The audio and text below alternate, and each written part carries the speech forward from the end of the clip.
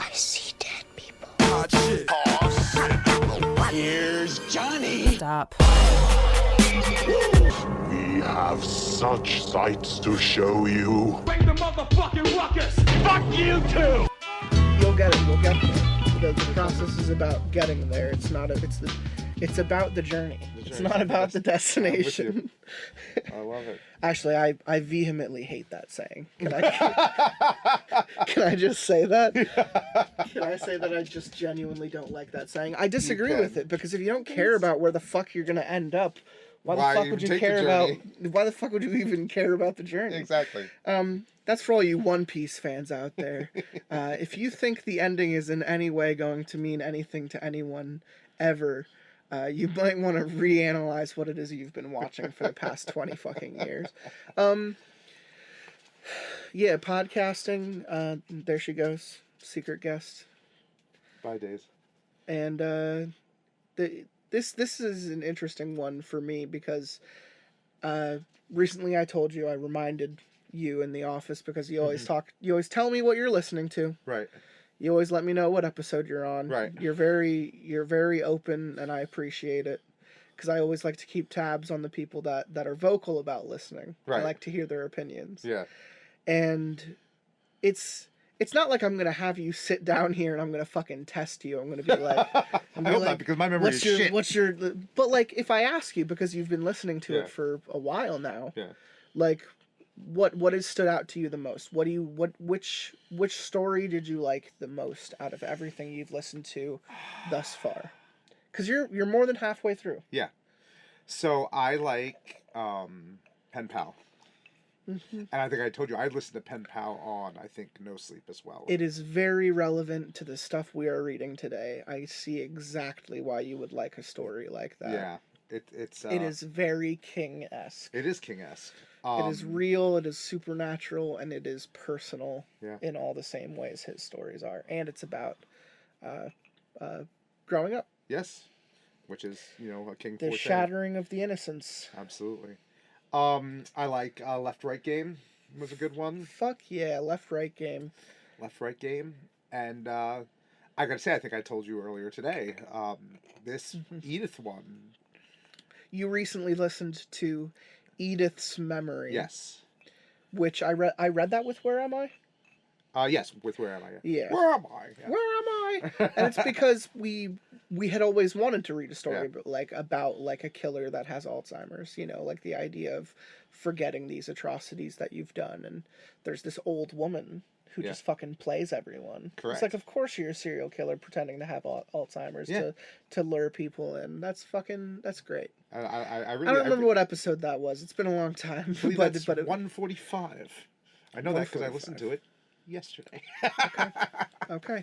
I mean, this is my pulse check. I ask people what they think, and they tell me how they feel. And people on Reddit, people on Facebook, anyone who messages us anywhere, I usually read through all that stuff, and I try to see what we can do and what suggestions come in. Naturally, we get a lot of suggestions. Yeah, we're not doing suggestions today. The person I'm sitting with today comes from a long history of really appreciating Stephen King, so naturally we're going to read Stephen King. Oh, yeah. I'm allowed to because the book is for free online, and you could literally find the PDF just by Googling it, and I don't feel bad about taking money away from a millionaire author, Skeleton Man. I love him. I love him dearly, but I'm gonna read pages online from a book that came out 20 years ago, and everyone's gonna be okay with that 20, statement. I feel like it's a lot more than 20. It probably is.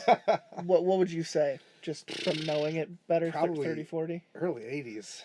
So about, Somewhere 40? in there. Yeah, a long time. Yes, I was alive.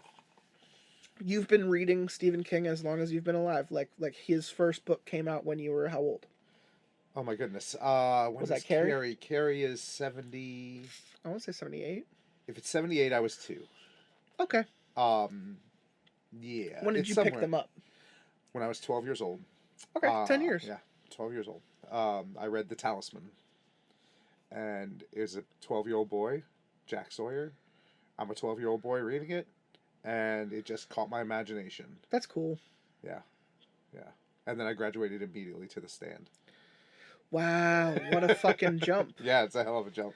What a fucking jump. That's a hell of a jump. I'm notorious for saying that I don't like The Stand too much. Yeah, I get it. It's okay. I mean, it's okay. I'm not saying I dislike it. I'm Right. just saying there are other things of his that I like. And when I tell you, which you already know, what my favorite Stephen King book is, like, it doesn't surprise you. Yeah. Well, I just appreciate one that is well written and has a great conclusion. Right. Like, you and I share that as our favorite. oh, okay. 11/22/63. Yep, that's it. Naturally. That is my favorite as well. If I had a dream for where this show is at in like 10 years, I'm doing that entire book.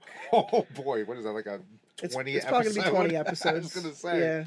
I wouldn't do it with like any other book though. And Yeah. the thing is we're gonna push a boundary at some point of doing something that's longer than I think 5 episodes is our longest, which I think is Nebraska. I think so, yeah. I believe we did the first story in 3 parts, Mhm. and then the sequel series was an additional 2, I believe. But they were spread out between multiple months. People Right. didn't tell me there was a sequel to it until right when it came out, and That's I read it. It was one of the first relevant things I read on the show. Yeah. When it comes to what we're reading today, to be more specific, this is Nightshift. Nightshift, and I just want to make that distinction because there is also Graveyard Shift. Skeleton Crew is his next one. Graveyard Shift is a story in Skeleton Crew. Fair enough. Okay, so I did mix that up. No, but I've told you, like, in my previous job, I just listened to everything that was out. Sure. That was Stephen King audiobook. Yeah. And I got caught up on everything he had written from inception to I think 2015. Right. And then I stopped working at that job and naturally fell off. Yeah. And the first thing I picked up after I actually picked up a book to read it, to go through it, was Joyland.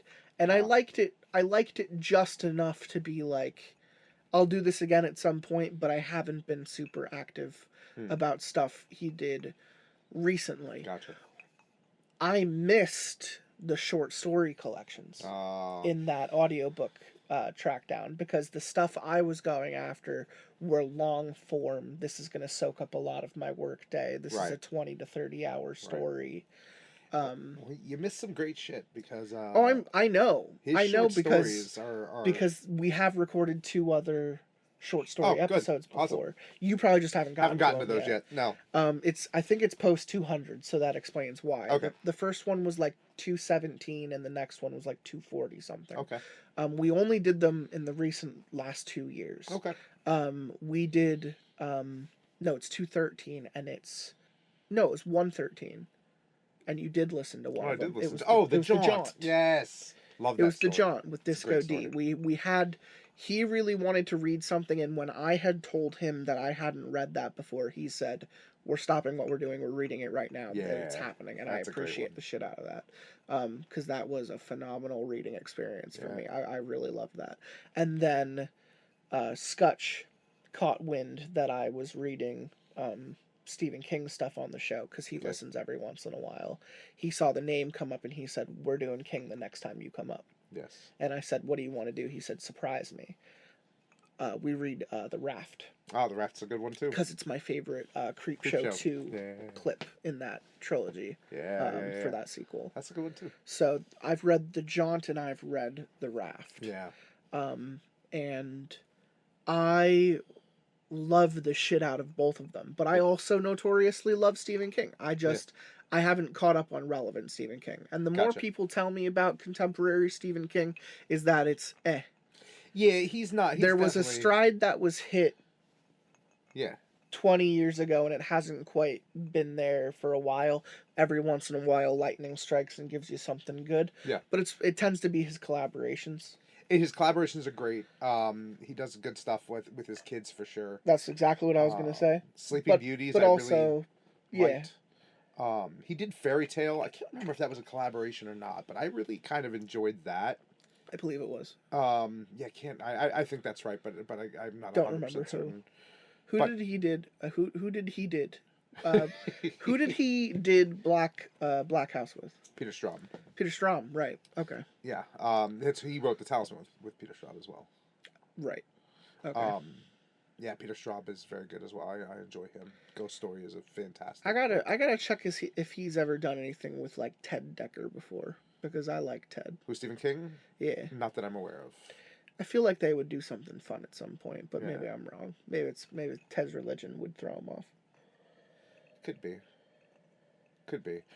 Yeah, just his most recent one. I've told you about this, Holly. Not. And I know the character Holly. I'm not. Yeah. I'm not. When I said that I haven't read anything, I don't mean that I'm removed from the stuff Sure. he's doing. I just mean that I haven't sat down and read them yet. Sure. Like, I know a lot about The Outsider because I watched the show and I looked up facts to make sure that they were adapted a certain way. Yeah. But you know, Yeah. Outsider was good. I enjoyed The Outsider. I did too. The new one, Holly, is good, but it's like 3/4 of the book is like COVID, like pro-vax. You like, did tell me. Like it's like what?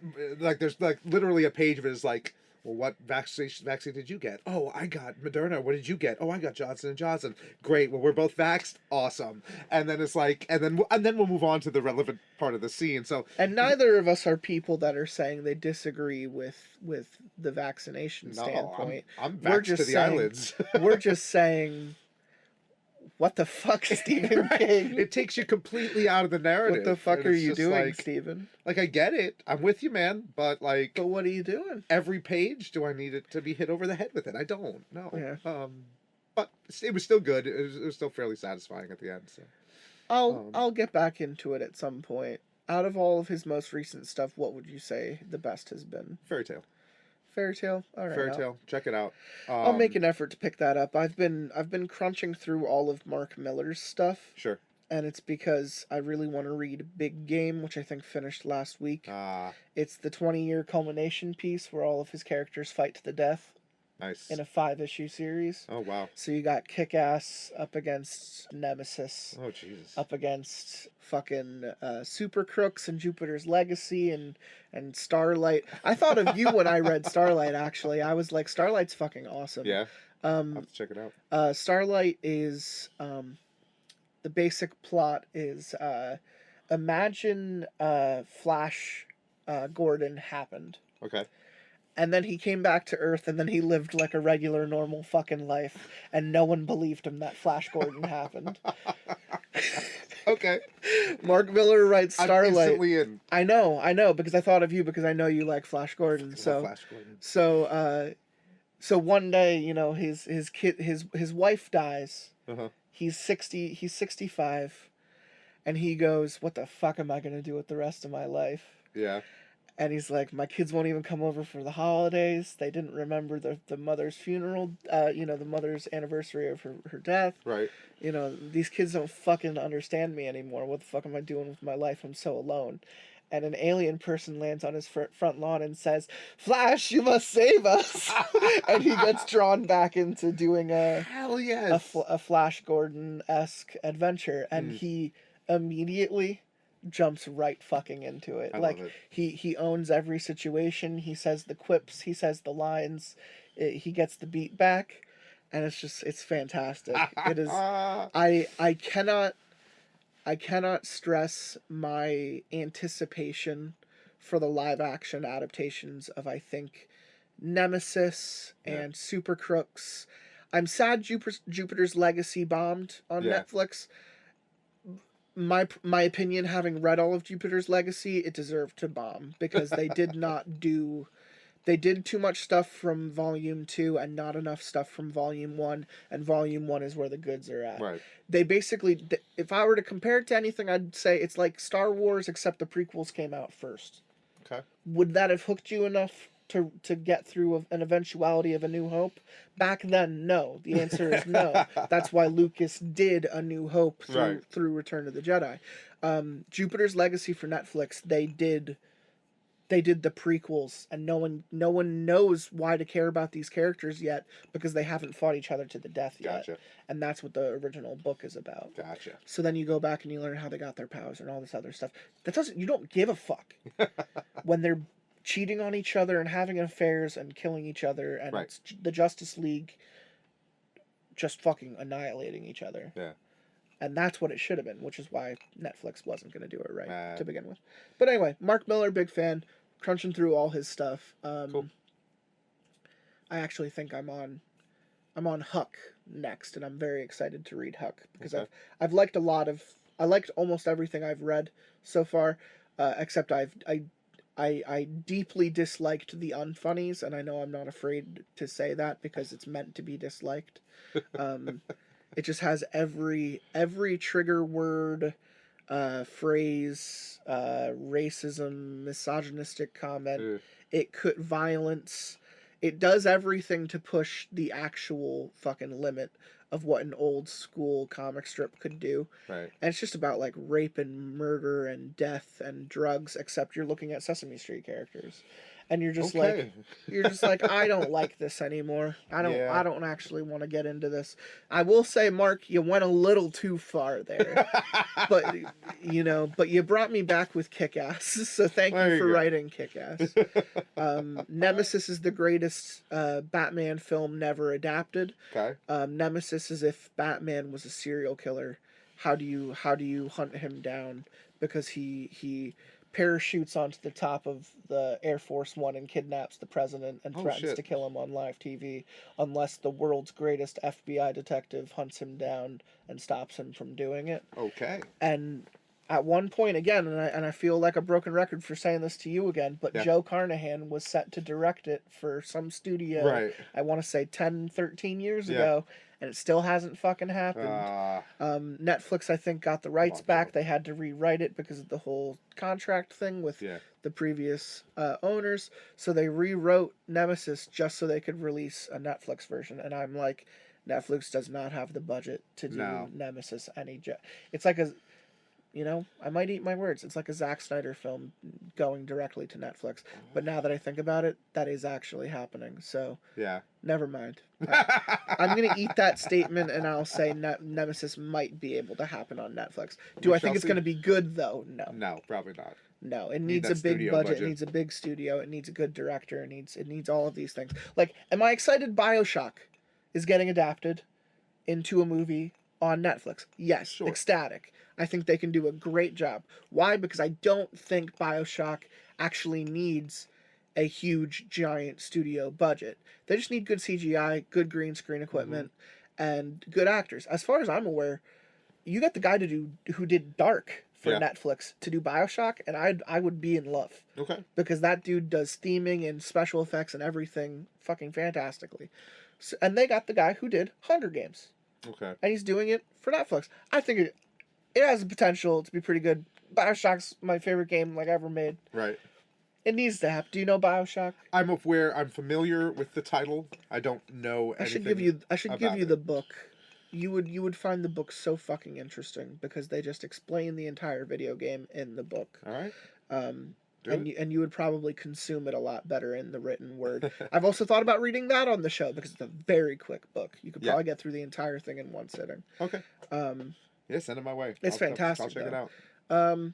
Yeah, I'm high and I'm rambling. What are we drinking?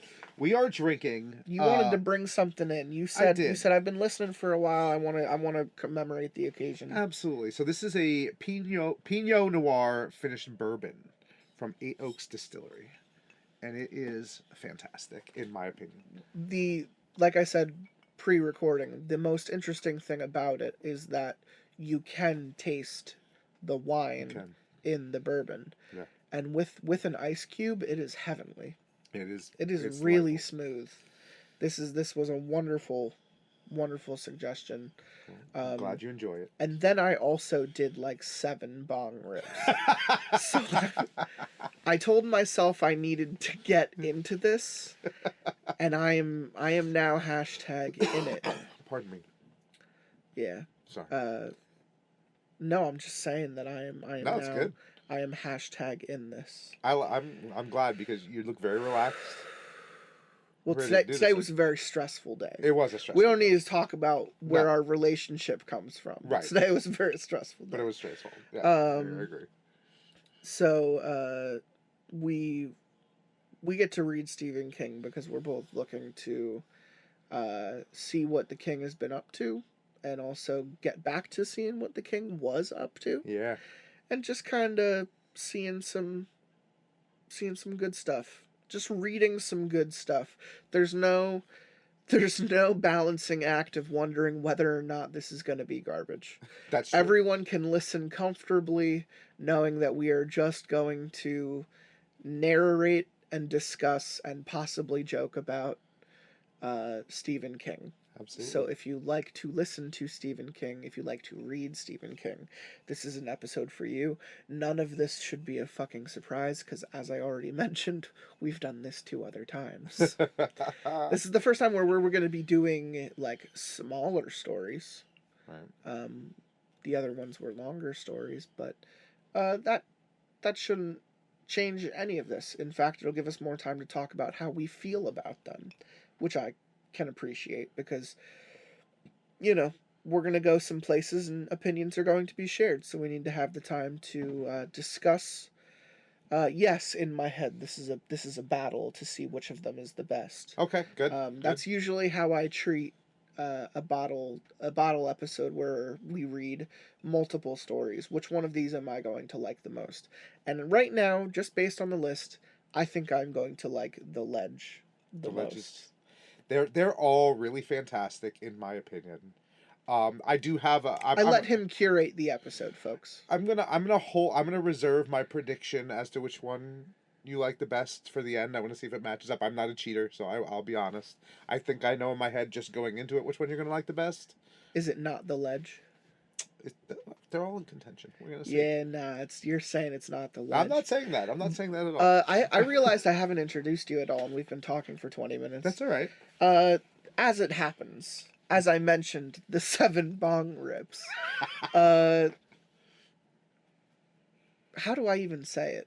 What's the reason? What's your perceived reason for why I wanted to name you this? Well, I believe it's an outside of the universe of this podcast. It's a nickname that I use outside of this. I think it's another way of saying your nickname, which is the only thing I'll ever call you. Right. Because I don't call you your actual name. A few people do. I refuse to. Other people can. I don't want to. No, it's all good. I guess I did find a big way to kind of turn that on its head and say it a different way. Yeah. That's fair. I also I take you as an auteur. Oh. And as someone with a good opinion on a majority of things, what is it? Some fucking surprise that I respect your opinion? I don't know if it's a surprise, but that's very nice of you to say. I feel very honored that the captain finds my opinions to be relevant. I appreciate your opinion. That's great.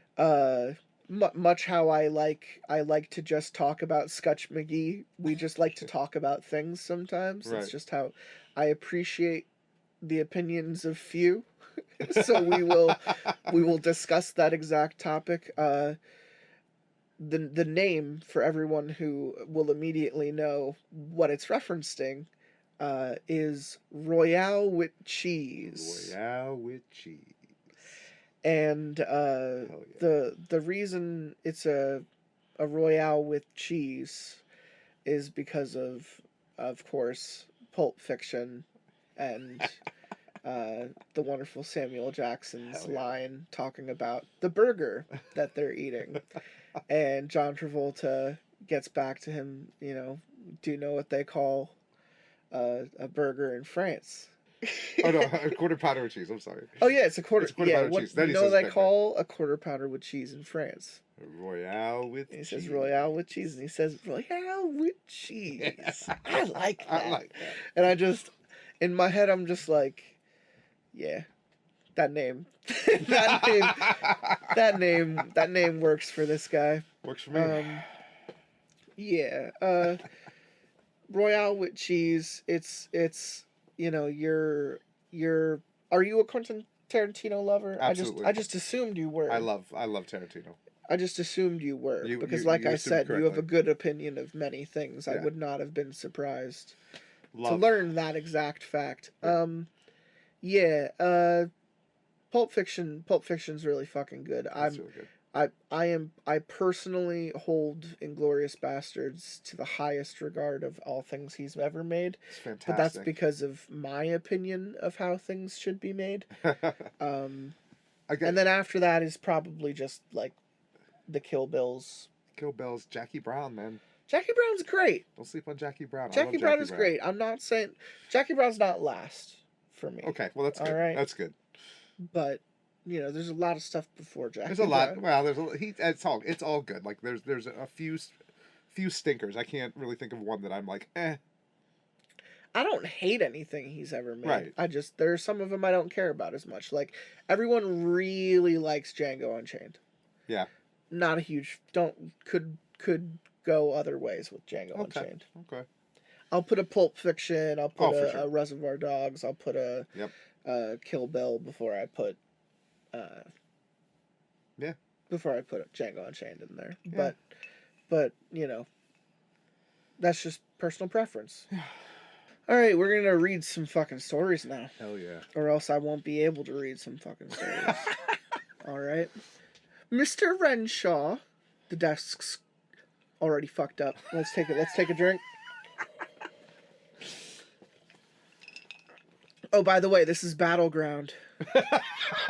Mr. Renshaw, the desk clerk's voice caught him halfway to the elevator, and Renshaw turned back impatiently, shifting his flight back from one hand to the other. The envelope in his coat pocket, stuffed with 20s and 50s, cracked heavily. The job had gone well, and the pay had been excellent, even after the organization's 15% finder's fee had been skimmed off the top. Now all he wanted was a hot shower and a gin and tonic and sleep. What is it? Give me your Renshaw. Is he supposed to? How's he supposed? What do you think? Put yourself. I said a bunch of fragments. What is it? There we go. Package, sir. Would you sign the slip? Renshaw signed and looked thoughtfully at the rectangular package. His name and the building's address were written on the gummed label in a spiky backhand script that seemed familiar. He rocked the package on the imitation marble surface of the desk, and something clanked faintly inside. Should I have it sent up, Mr. Renshaw? No, I've got it. It was about 18 inches on a side and fitted clumsily under his arm. He put it on the plush carpet that covered the elevator floor and twisted his key in the penthouse slot above the regular rack of buttons.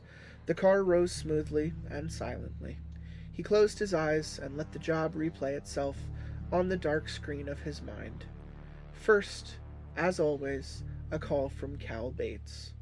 You available, Johnny? He was available twice a year. Minimum fee, $10,000. He was very good, very reliable, but what his customers really paid for was the infallible Predator's talent. John Renshaw was a human hawk, constructed by both genetics and environment to do two things superbly: kill and survive. After Bates's call, a buff-colored envelope appeared in Renshaw's box. A name and address, a photograph, all committed to memory, then down the garbage disposal with the ashes of the envelope and contents. I was struggling with that word. 7 bone rips. This time the face had been that of a sallow Miami businessman named Hans Morris. I hope you get to read for Hans. Founder and owner of the Morris Toy Company. Someone had wanted Morris out of the way and had gone to the organization. The organization, in the person of Calvin Bates, had talked to John Renshaw. Pow! One in the kisser. Mourners, please omit flowers. The door slid open. He picked up his package and stepped out. He unlocked the suite and stepped in. Oh, no, no Hans. No Hans. At this Yeah, time, no Hans. no Hans. At this, it's what I say when I ride a bike down the hill. Say no Hans. At this, only the lame jokes work with you. Listen, I laugh at everything. You know this. At this time of day, just after 3 p.m., the spacious living room was splashed with April sunshine. He paused for a moment, enjoying it, then put the package on the end table by the door and loosened his tie. He dropped the envelope on top of it and walked over to the terrace. He pushed open the sliding glass door and stepped out. It was cold, and the wind knifed through his thin topcoat. Yet he paused a moment, looking over the city the way a general might survey a captured country. Traffic crawled, beetle-like in the streets. Far away, almost buried in the golden afternoon haze, the Bay Bridge glittered like a madman's mirage. To the east, all but lost behind the downtown high-rises, the crammed and dirty tenements with their stainless steel forests of TV aerials. It was better up here. Better than in the gutters. He went back inside, slid the door closed, and went into the bathroom for a long, hot shower. When he sat down 40 minutes later to regard his package, not his dick, drink in hand, the shadows had marched halfway across the wine-colored carpet, and the best of the afternoon was past. It was a bomb. Of course it wasn't, but one proceeded as if it were. That's why one had remained upright and taking nourishment, while so many others had gone to that great unemployment office in the sky. If it was a bomb, it was clockless. It sat utterly silent, bland and enigmatic. Plastique was more likely these days anyway, less temperamental than the clock springs manufactured by West Clocks and Big Ben. Renshaw looked at the postmark. Miami, April 15, 5 days ago, so the bomb was not time set. It would have gone off in the hotel safe in that case. Miami, yes, and that spiky backhand writing. There had been a framed photograph on the sallow businessman's desk. The photo had been of an even sallower old crone wearing a babushka. The script slanted across the bottom had read, Best from your number one idea, girl, Mom. "What kind of a number one idea is this, Mom? A do-it-yourself extermination kit?" Kind of. Yeah. He regarded the package with complete concentration, not moving, his hands folded. Extraneous questions such as how Morse, his number one idea girl, might have discovered his address did not occur to him. They were for later, for Cal Bates. Unimportant now. With a sudden, almost absent move, he took a small celluloid calendar out of his wallet and inserted it deftly under the twine that crisscrossed the brown paper. He slid it under the Scotch tape that held one end flap. The flap came loose, relaxing against the twine. He paused for a time, observing, then leaned close and sniffed. Cardboard paper string, nothing more. He walked around the box, squatted easily on his haunches, and repeated the process. Twilight was invading his apartment with gray, shadowy figures. One of the flaps popped free of the restraining twine, showing a dull green box beneath. Metal, hinged. He produced a pocket knife and cut the twine. It fell away, and a few helping prods with the tip of the knife revealed the box. It was green with black markings, and stenciled on the front in white letters were the words G.I. Joe Vietnam Footlocker. Below that, 20 infantrymen, 10 helicopters, 2 BAR men, 2 bazooka men, 2 medics, 4 jeeps. Below that, a flag decal. Below that, in the corner, Morris Toy Company, Miami, Florida. He reached out to touch it, then withdrew his hand. Something inside the footlocker had moved. Renshaw stood up, not hurrying, and backed across the room toward the kitchen and the hall. He snapped on the lights. The Vietnam footlocker was rocking, making the paper brown... Dyslexia? The brown paper beneath it rattle. It suddenly overbalanced and fell to the carpet with a soft thud, landing on one end. The hinged top opened a crack of perhaps 2 inches. Tiny foot soldiers, about 1.5 inches tall, began to crawl out. Renshaw watched them, unblinking. His mind made no effort to cope with the real or unreal aspect of what he was seeing, only with the possible consequences for his survival. The soldiers were wearing minuscule army fatigues, helmets, and field packs. Tiny carbines were slung across their shoulders. Two of them looked briefly across the room at Renshaw. Their eyes, no bigger than pencil points, glittered. 5, 10, 12, then all 20. One of them was gesturing, ordering the others. They lined themselves up along the crack that the fall had produced and began to push. The crack began to widen.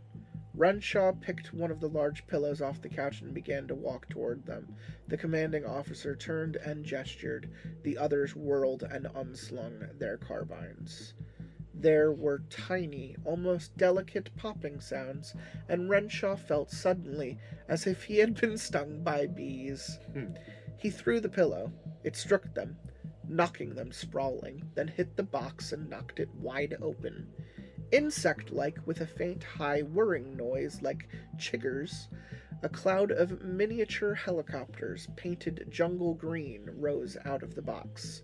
Tiny "pht-pht" sounds reached Renshaw's ears, and he saw pinprick-sized muzzle flashes coming from the open copter doors. Needles pricked his belly, his right arm, the side of his neck. He clawed out and got one, suddenly pain in his fingers, blood welling. The whirled blades had chopped them to the bone in diagonal scarlet hash marks. The others whirled out of range, circling him like horseflies. The stricken copter thumped to the rug and lay still. Sudden, excruciating pain in his foot made him cry out. One of the foot soldiers was standing on his shoe and bayoneting his ankle. The tiny face looked up, panting and grinning.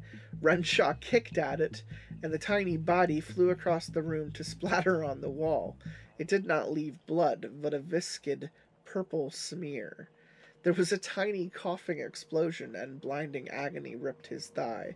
One of the bazooka men had come out of the footlocker. A small curl of smoke rose lazily from his weapon, and Renshaw looked down at his leg and saw a blackened, smoking hole in his pants the size of a quarter. The flesh beneath was charged. The little bastard shot me! He turned and ran into the hall, then into his bedroom. One of the helicopters buzzed past his cheeks, blades whirring busily, the small stutter of a BAR, then it darted away. I don't know, I would have fun. Yeah. I would pick up a fucking baseball bat and go to town. I would Well, live out all of my homicidal tendencies in that exact moment. So far, only a pillow. Yeah, no, Like, come on, buddy. I would have had one of my swords on the wall by now. Well, read on. The gun beneath his pillow was a .44 Magnum, big enough to put a hole the size of two fists through anything it hit. Renshaw turned, holding the pistol in both hands, and he realized coolly that he would be shooting at a moving target not much bigger than a flying light bulb. Still a light bulb. Yeah, I mean... Two of the copters whirred in, sitting on the bed. Renshaw fired once. One of the helicopters exploded into nothingness. That's two, he thought. He drew a bead on the second, squeezed the trigger. It jigged! God damn it, it jigged! The helicopter swooped at him in a sudden, deadly arc. Fore and aft overhead props whirring with blinding speed. Renshaw caught a glimpse of one of the BAR men crouched at the open bay door, firing his weapon in short, deadly bursts, and then he threw himself to the floor and rolled. My eyes. The bastard was going for my eyes. He came up on his back at the far wall, the gun held at chest level, but the copter was retreating. It seemed to pause for a moment and dip in recognition of Renshaw's superior firepower. Then it was gone, back toward the living room. Renshaw got up, wincing at his weight came down on the wounded leg. It was bleeding freely, and why not, he thought grimly. It's not everybody who gets hit point blank with a bazooka shell and lives to tell about it. So, Mom was his number one idea girl, was she? She was all that and a bit more. He shook a pillowcase free of the tick and ripped it into a bandage for his leg. Then took his shaving mirror from the bureau and went to the hallway door. Kneeling, he shoved it out onto the carpet at an angle and peered in. They were Bivalking? Bivalking? I don't know. I'd feel like that's a typo. It could be. They were doing something by the footlocker. Damned if they weren't. Miniature soldiers ran hither and thither, setting up tents. Jeeps 2 inches high raced about importantly. A medic was working over the shoulders Renshaw had kicked. The remaining 8 copters flew in a protective swarm overhead, at coffee table level. Suddenly they became aware of the mirror, and 3 of the foot soldiers dropped to one knee and began firing. Seconds later the mirror shattered in 4 places. Okay then. Renshaw went back to the bureau and got the heavy mahogany odds and ends box Linda had given him for Christmas. He hefted it once, nodded, and went to the doorway and lunged through. He wound up and fired like a pitch hitter throwing a fastball. The box described a swift true vector and smashed little men like 9 pins.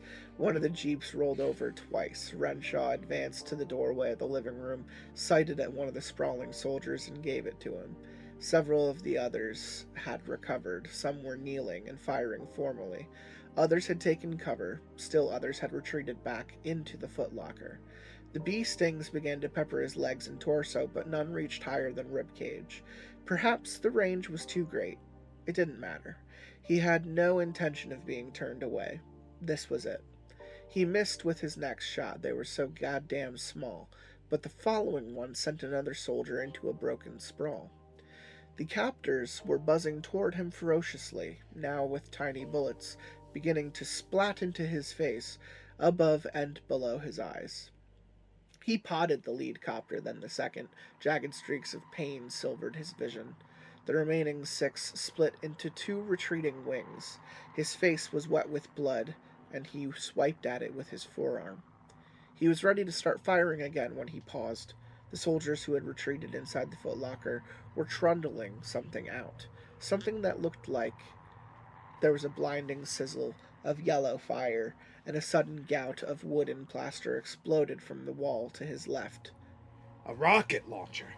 He squeezed off one shot at it, missed, wheeled, and ran back for the bathroom at the far end of the corridor. He slammed the door and locked it. In the bathroom mirror, an Indian was staring back at him with dazed and haunted eyes.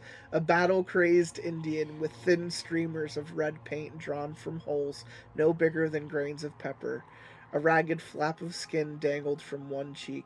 There was a gouged furrow in his neck. I'm losing. He ran a shaking hand through his hair. The front door was cut off. So was the phone and the kitchen extension. They had a goddamn rocket launcher, and a direct hit would tear his head off. Damn it, that wasn't even listed on the box. He started to draw in a long breath and let it out in a sudden grunt as a fist-sized section of the door blew in with a charged burst of wood. Tiny flames glowed briefly around the ragged edges of the hole, and he saw the brilliant flash as they launched another round. More wood blew inward, scattering burning slivers on the bathroom rug. He stamped them out, and 2 of the copters buzzed angrily through the hole. Minuscule BAR slugs stitched his chest. With a whining groan of rage, he smashed one out of the air barehanded, sustaining a picket fence of deep slashes across his palm. In sudden desperate invention, he slung a heavy bath towel over the other. It fell, writhing to the floor, and he stamped the life out of it. His breath was coming in hoarse whoops. Blood ran into one eye, hot and stinging, and he wiped it away. There, goddammit. There, that'll make 'em think. Indeed, it didn't seem to make them think. There was no movement for 15 minutes. Renshaw sat on the edge of the tub, thinking feverishly. Take the top out of that toilet, that ceramic slab. Yeah. And just fucking run out there absolutely. and just fucking bat him. Absolutely. There had to be a way out of this blind alley. There had to be. If there was only a way to flank them. He suddenly turned and looked at the small window over the tub. There was a way. Of course there was. His eyes dropped to the can of lighter fluid on top of the medicine cabinet. He was reaching for it when the rustling noise came. He whirled, bringing the magnum up, but it was only a tiny scrap of paper shoved under the crack of the door. The crack Renshaw noted grimly, was too narrow for even one of them to get through. There was one tiny word written on the paper. Surrender. Renshaw smiled grimly and put the lighter fluid in his breast pocket. There was a chewed stub of pencil beside it. He scrawled one word on the paper and shoved it back under the door. the door. The word was nuts. Nuts. As in suck 'em. There was a sudden blinding barrage of rocket shells and Renshaw backed away. They arched through the hole in the door and detonated against the pale blue tiles above the towel rack, turning the elegant wall into a pocket lunar landscape. Renshaw threw a hand over his eyes as plaster flew in, hot rain of shrapnel. Burning holes ripped through his shirt, and his back was peppered. When the barrage stopped, Renshaw moved. He climbed on top of the tub and slid the window open. Cold stars looked in at him. It was a narrow window, and a narrow ledge beyond it, but there was no time to think of that. He boosted himself through, and the cold air slapped his lacerated face and neck like an open hand. He was leaning over the balance point of his hands, staring straight down. 40 stories down. From his height, the street looked no wider than a child's train track. The bright, winking lights of the city glittered madly below him, like thrown jewels. With the deceptive ease of a trained gymnast, Renshaw brought his knees up to the rest on the lower ledge of the window. If one of those wasp-sized copters flew through the hole in the door now, one shot in the ass would send him straight down, screaming all the way. None did. He twisted, thrust one leg out, and one reaching hand grabbed the overhead cornice and held. A moment later he was standing on the ledge outside the window, deliberately not thinking of the horrifying drop below his heels, not thinking of what would happen if one of the helicopters buzzed out after him. Renshaw edged toward the corner of the building. 15 feet. 10. There. He paused, his chest pressed against the wall, hands splayed out on the rough surface. He could feel the lighter fluid in his breast pocket and the reassuring weight of the magnum jammed in his waistband. Now, to get around the goddamn corner. Gently, he eased one foot around and slid his weight onto it. Now the right ankle was pressed razor-like into his chest and gut. There was a smear of bird guano in front of his eyes on the rough stone. Christ, he thought crazily. I didn't know they could fly this high. His left foot slipped. For a weird, timeless moment, he tottered over the brink, right arm back-watering madly for balance, and then he was clutching the two sides of the building in a lover's embrace. Face pressed against the hard corner, breath shuddering in and out of his lungs. A bit at a time, he slid the other foot around. 30 feet away, his own living room terrace jutted out. He made his way down to it, breath sliding in and out of his lungs with shallow force. Twice he was forced to stop as sharp gusts of wind tried to pick him up off the ledge. Then he was there, gripping the ornamented iron railings. He hoisted himself over noiselessly. He had left the curtains half drawn across the sliding glass partition, and now he peered in cautiously. They were just the way he wanted them. Ass too. Right. 4 soldiers and 1 copter had been left to guard the footlocker. The rest would be outside the bathroom door with the rocket launcher. Okay. In through the opening like gangbusters, wipe out the ones by the footlocker, then out the door. Then a quick taxi off to the airport, off to Miami, to find Morris's #1 idea girl. He thought he might just burn her face off with a flamethrower. That would be poetic justice. He took off his shirt and ripped a long strip from one sleeve. He dropped the rest to flutter limply by his feet, and bit off the plastic spout on the can of lighter fluid. He stuffed one end of the rag inside, withdrew it, and stuffed the other end in so only 6-inch strip of saturated cotton hung free. He got out his lighter, took a deep breath, and thumbed the wheel.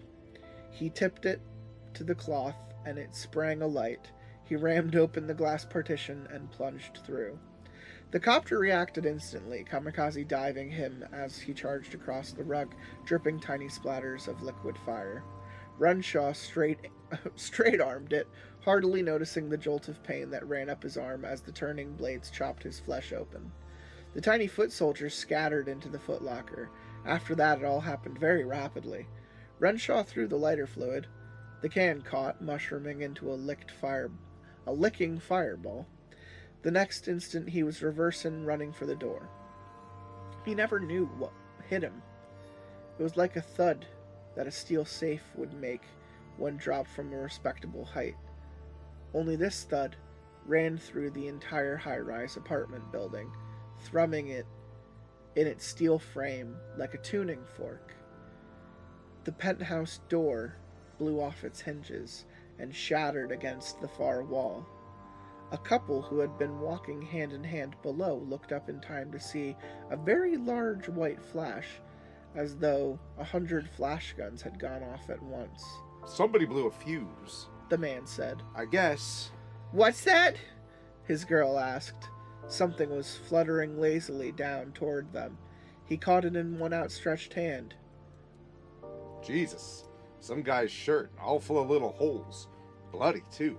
"I don't like it," she said nervously. "Call a cab, huh, Ralph? We'll have to talk to the cops if something happened up there, and I ain't supposed to be out with you." Sure, yeah. He looked around, saw a taxi, and whistled. Its brake lights flared, and they ran across to get it. Behind them, unseen, a tiny scrap of paper floated down and landed near the remains of John Renshaw's shirt. Spiky, backhand script read, "Hey kids, special in this Vietnam footlocker. For a limited time only, 1 rocket launcher, 20 surface-to-air twister missiles, and 1 scale model thermonuclear weapon." What a bunch of fucks. Best idea, girl. What kid even plays with that shit, to be honest? They wouldn't know what a thermonuclear weapon is. Right. They're kids. Right. Well, this is a special. It's a Obviously, a special one. That number one idea, Obviously. girl. Number one idea. You kill girl. my boy, I got something for you. Here's a thermonuclear weapon, motherfucker. So she put some type of gypsy curse. Who knows? I don't know what kind of toys they're making at this place. I just At the wanted to Morse say Toy Company. gypsy curse. I mean, it could be. It very well could be. That was fun. I forgot how much I enjoyed that story, actually, until I was listened to fun. you read it. That was fun. I liked it. And it's, I might go watch the adaptation of that story. Yeah. I might go watch Small Soldiers. Who knows? Who knows where the night's going to lead me? Hell yeah, small soldiers. God. Uh, From the past. I'm going to let you read the next one. And if there are voices, we will do voices Okay. naturally. Sounds good. You wanted to read this one. I mean, I knew the first one. Yeah. I knew Battleground. Yeah. I don't really know this one. I have read it before. I do kind of know it, but I also Right. don't really know it. I love this. This is one of my favorite short stories. Okay, I mean, I because- feel like I know why, but we'll get into it. This Okay. is Strawberry Spring. Spring Heel Jack. I saw those 2 words in the paper this morning, and my God, how they take me back. Oh, that was 8 years ago, almost to the day. Once, while it was going on, I saw myself on nationwide TV, the Walter Cronkite Report. I'll figure these words out eventually. Just a hurrying face in the general background behind the reporter, but my folks picked me out right away.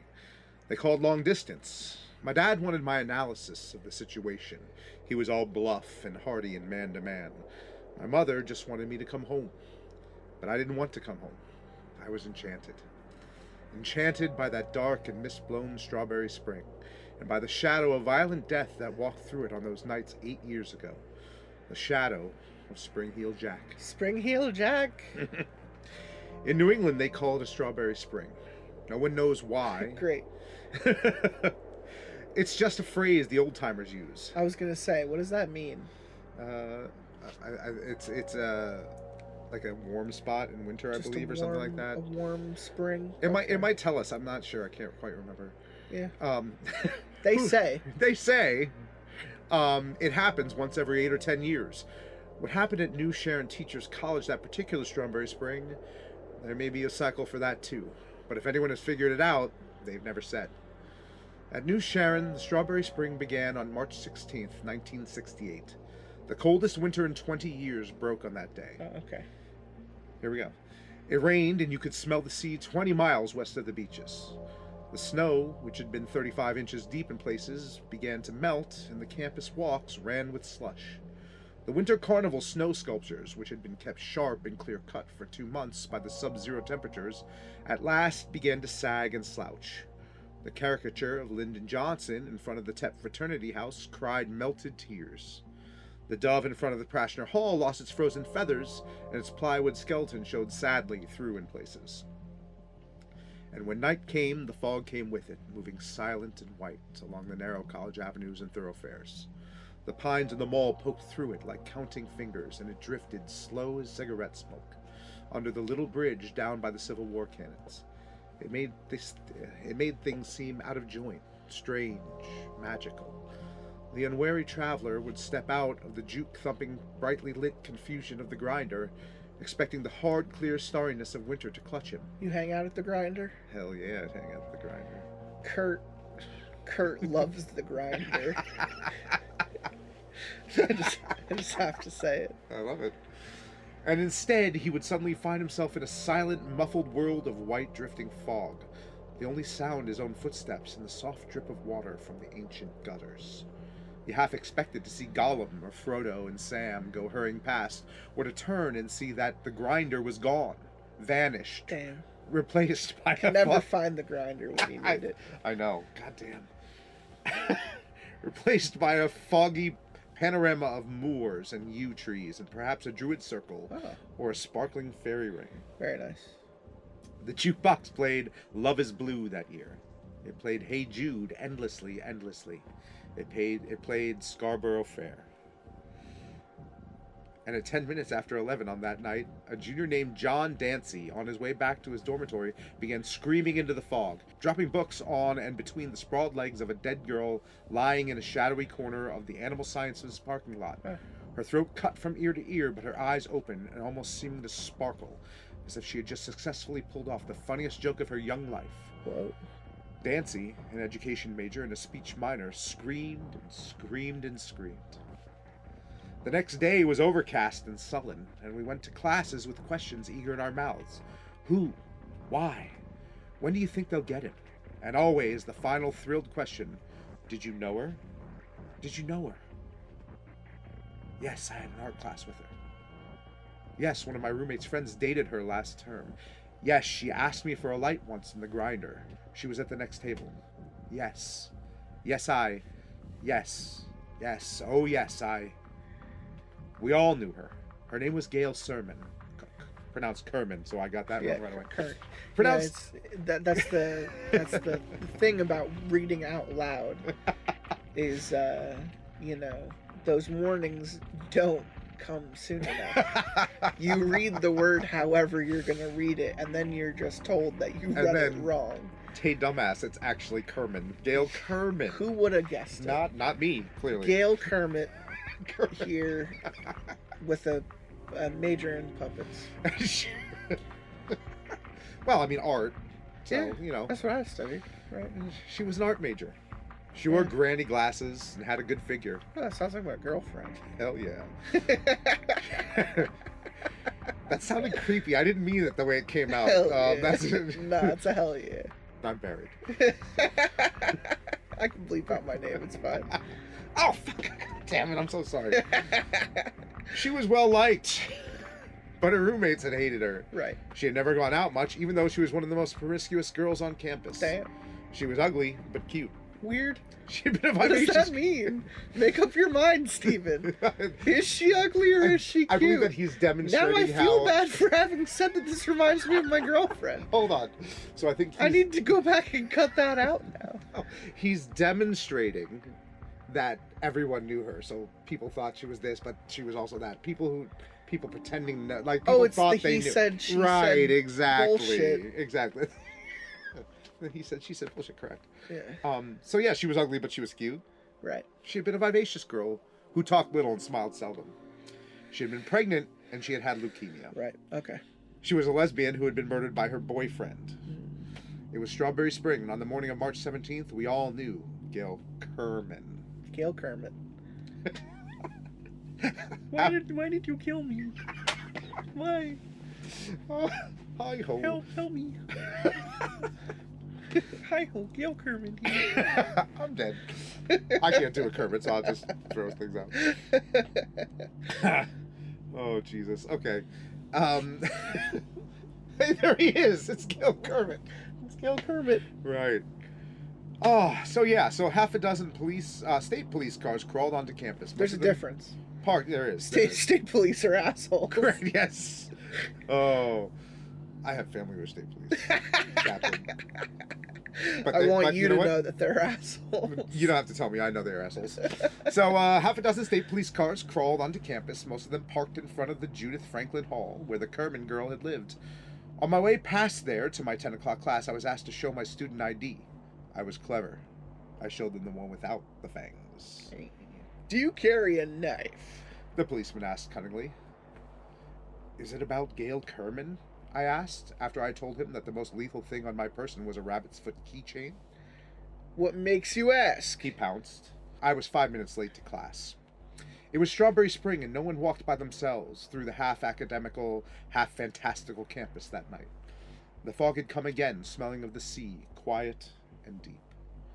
Around 9 o'clock, my roommate burst into our room where I had been busting my brains on a Milton essay since 7. They caught him, He said. I heard it over at the grinder. From who? Kurt, because Kurt loves the grinder. He sure does. I don't know, some guy, her boyfriend did it. His name is Carl Alabama. Sure. I settled back, relieved and disappointed. With a name like that, it had to be true. Exactly. A lethal... Sweet Carl Alabama. A lethal and sordid little crime of passion. Okay. Okay, I said. That's good. He left the room to spread the news down the hall. I reread my Milton essay, couldn't figure out what I'd been trying to say. Anything better to do? Not really. Hey, everyone. Sweet Hey, Carl everyone. Alabama. He killed her. He did it. He did it. Haven't you heard? I've been saying it for 5 minutes now. I said it to them. Now I'm saying it to you. Does he have anything? What he does Stephen King he's think? He's the these gossip. one-use characters. He is the town crier. The town crier, yes. Yeah. I reread my Milton essay, couldn't figure out what I'd been trying to say, tore it up and started again. Well, that's just a waste. It was. It was in the papers the next day. What's that? It was. It was. It was in the papers the next day. There was an incongruously neat picture of Alabama, probably a high school graduation picture, and it showed a rather sad-looking boy with an olive complexion and dark eyes, and pockmarks on his nose. The boy had not confessed yet, but the evidence against him was strong. He and Gail Kerman had argued a great deal in the last month or so and had broken up the week before.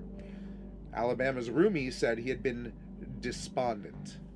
In a footlocker under his bed, police had found a 7-inch hunting knife from L.L. Bean's and a picture of the girl that had apparently been cut up with a pair of shears. Relax, Alabama. Besides Alabama's picture was one of Gail Kerman. It blurrily showed a dog, a peeling lawn flamingo, and a rather mousy blonde girl wearing spectacles. Which one is she? Which one is it? You called her ugly or you called her cute? Is she the dog, the flamingo, or the girl? Definitely the flamingo. Oh, okay. So, an uncomfortable smile had turned her lips up, and her eyes were squinted. One hand was on the dog's head. It was true then. She was a flamingo. It had to be true. The fog came again that night, not on little cat's feet, but in an improper silent sprawl. I walked that night. I had a headache, and I walked for air, smelling the wet, misty smell of the spring that was slowly wiping away the reluctant snow, leaving lifeless patches of last year's grass bare and uncovered, like the head of a sighing old grandmother. For me, that was one of the most beautiful nights I can remember. The people I passed under the haloed streetlights were murmuring shadows, and all of them seemed to be lovers, walking with hands and eyes linked. The melting snow dripped and ran, and from every dark storm drain the sound of the sea drifted up, a dark winter sea now strongly ebbing. I walked until nearly midnight, until I was thoroughly mildewed, and I passed many shadows, heard many footfalls clicking dreamily off down the winding paths. Who is to say that one of those shadows was not the man or the thing that came to be known as Spring Hill Jack? Spring Hill Jack! Not I, for I passed many shadows, but in the fog I saw no faces. The next morning the clamor in the hall woke me. I blundered out to see who had been drafted, combing my hair with both hands and running the fuzzy caterpillar that had craftily replaced my tongue across the dry roof of my mouth. He got another one. It's me. It's the guy. It's the thing that I do. I wait for people to tell me things, and then I run out and tell everyone else. It's your turn to know that he got another one. That guy said to me, his face pallid with excitement. He got it. They had to let him go. Who go? Alabama! Someone else said gleefully. No, it's the same guy telling you everything. We're having a conversation. He was sitting in jail when it happened. When what happened? I asked patiently. Sooner or later I would get it. I was sure of that. The guy killed somebody else last night, and now they're hunting all over for it. For what? The pallid face wavered in front of me again. Her head. Bum, bum, bum. Oh. Whoever killed her took her head with him. Yikes. I gotta tell everybody. Thanks, Clyde. I don't know why it's Clyde. Don't you dare fucking tell anyone. It's my job to tell everyone. Fuck you. Don't say shit, God. Don't say Damn, shit Clyde, to relax. anyone.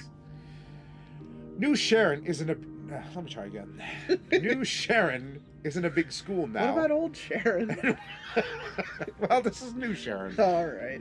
Old Sharon's huge, but this New Sharon isn't a big school now, and was even smaller then. The kind of institution the public relations people chummily refer to as a community college. Oh, come on. And it really was like a small community, at least in those days. Between you and your friends, you probably had at least a nodding acquaintance with everybody else and their friends. Gail Kerman had been the type of girl you just nodded to, thinking vaguely that you had seen her around. That's sad. We all knew Anne Bray. She had been the first runner-up in the Miss New England pageant the year before. Uh-huh. Her talent performance consisting of twirling a flaming baton to the tune of "Hey, Look Me Over." She was brainy, too. Until the time of her death, she had been editor of the school newspaper, a once-weekly rag with a lot of political cartoons and bombastic letters, a member of the Student Dramatic Society, and president of the National Service Sorority New Sharon branch. So she stopped being those things when she's dead then. Right. Okay, I just want to make sure.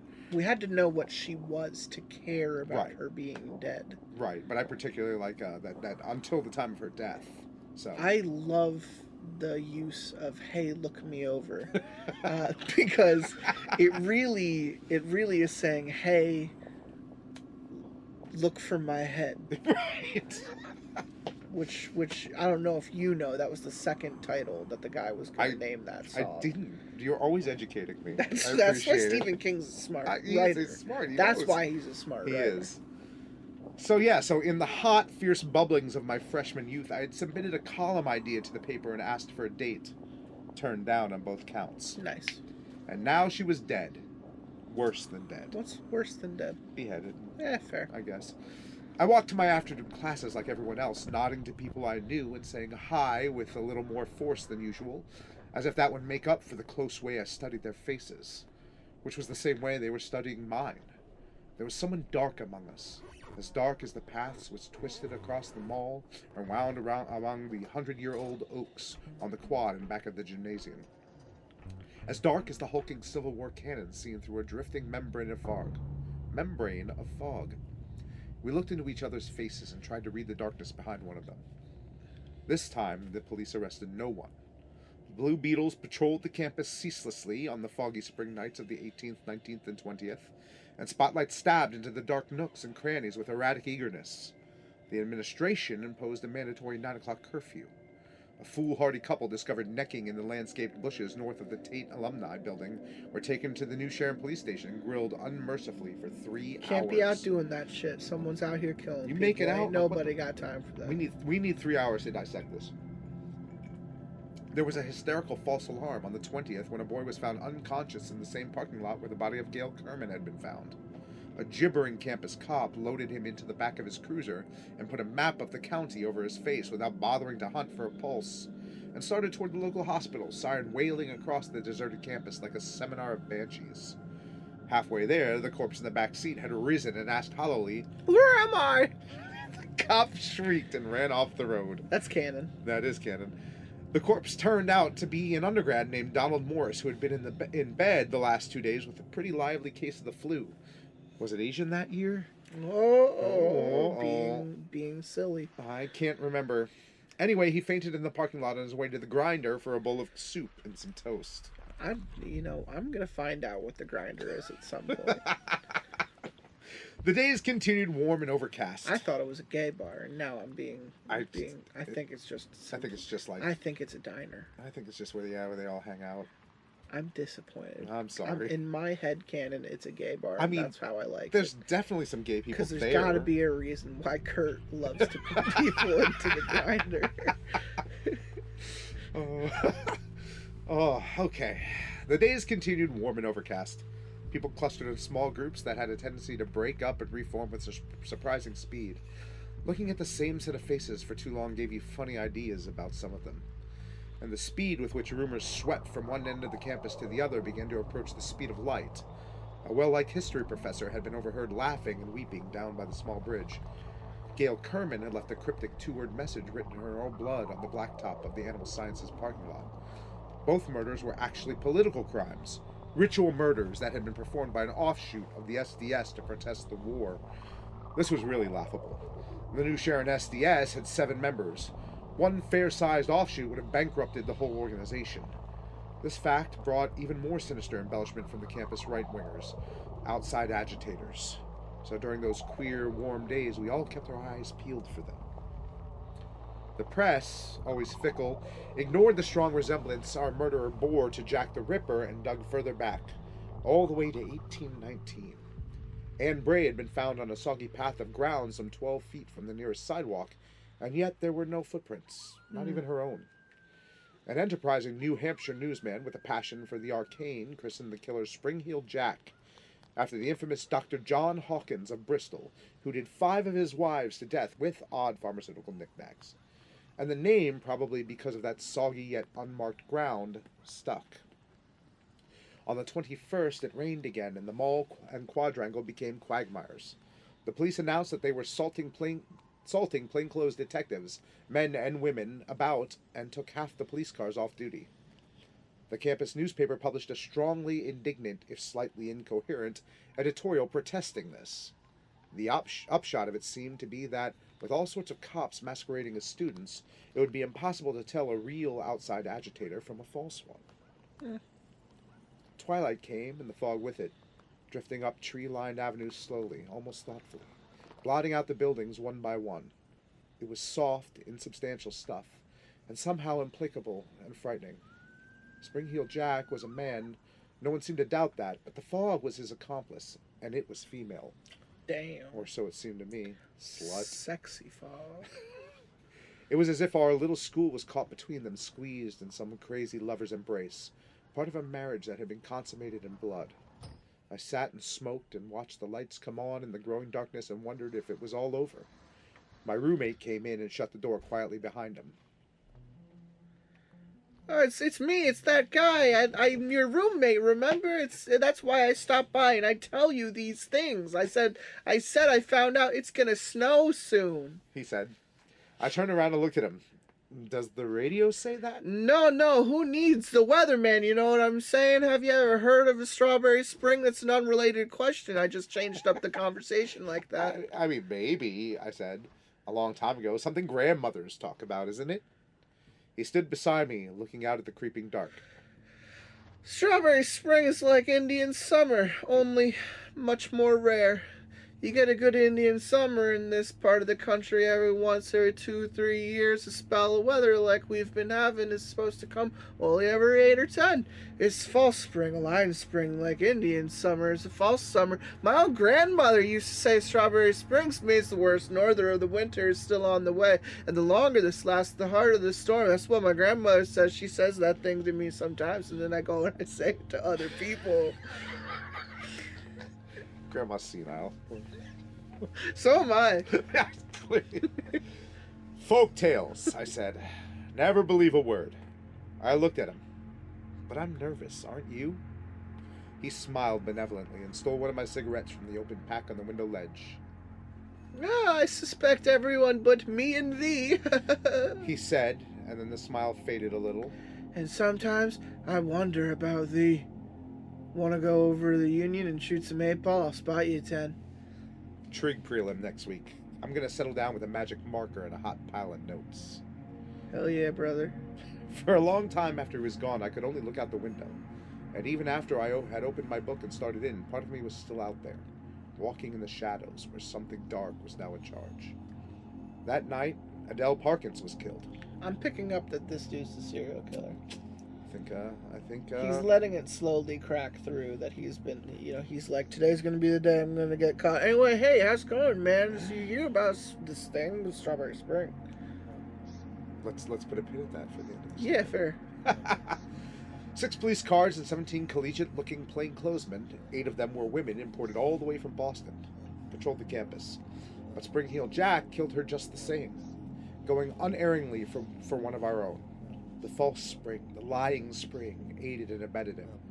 He killed her and left her propped behind the wheel of her 1964 Dodge to be found the next morning, and they found part of her in the back seat, and part of her in the trunk, and written in blood on the windshield, this time fact instead of rumor, were 2 words. Ha ha! Well, it's more of like a ho ho. And then everyone thought it was Santa Claus, so he changed it back to ha-ha, yeah. Ha-ha instead of ha-ha, Yeah, you want to confuse people. The campus went slightly mad after that. All of us and none of us had known Adele Parkins.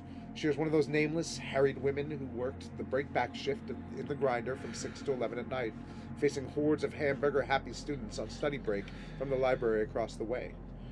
She must have had it relatively easy those last 3 foggy nights of her life.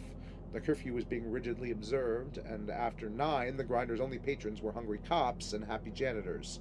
The empty buildings had improved their habitual bad temper considerably. There's little left to tell. The police, as prone to hysteria as any of us, and driven against the wall, arrested an innocuous homosexual sociology graduate named Hanson Gray, who claimed he could not remember where he had spent several of the lethal evenings. The answer should have been the grinder, and the fact that it's not a gay bar, yeah, with Kurt. The fact that it's now not a gay bar is a damn shame. It is. Well, they charged him, arraigned him, and let him go to scamper hurriedly back to his native New Hampshire town after the last unspeakable night of Strawberry Spring, when Marcia Curran was slaughtered on the mall. Why she had been out and alone is forever beyond knowing. She was a fat, sadly pretty thing who lived in an apartment in town with 3 other girls. She had slipped on campus as silently and as easily as Spring Heel Jack himself. What brought her? Perhaps her need was as deep and as ungovernable as her killers, and just as far beyond understanding. Maybe a need for one desperate and passionate romance with the warm night, the warm fog, the smell of the sea, and the cold knife. That was on the 23rd. On the 24th, the president of the college announced that spring break would be moved up a week, and we scattered, not joyfully, but like frightened sheep before a storm, leaving the campus empty and haunted by the police and one dark specter. I had my own car on campus, and I took 6 people downstate with me, their luggage crammed in helter-skelter. It wasn't a pleasant ride. For all any of us knew, Spring Heel Jack might have been in the car with us. That night, the thermometer dropped 15 degrees, and the whole northern New England area was belted by a shrieking norther that began in sleet and ended in a foot of snow. The usual number of old duffers had heart attacks, shoveling it away, and then, like magic, it was April. Clean showers and starry nights. They called it Strawberry Spring. God knows why, and it's an evil, lying time that only comes once every 8 or 10 years.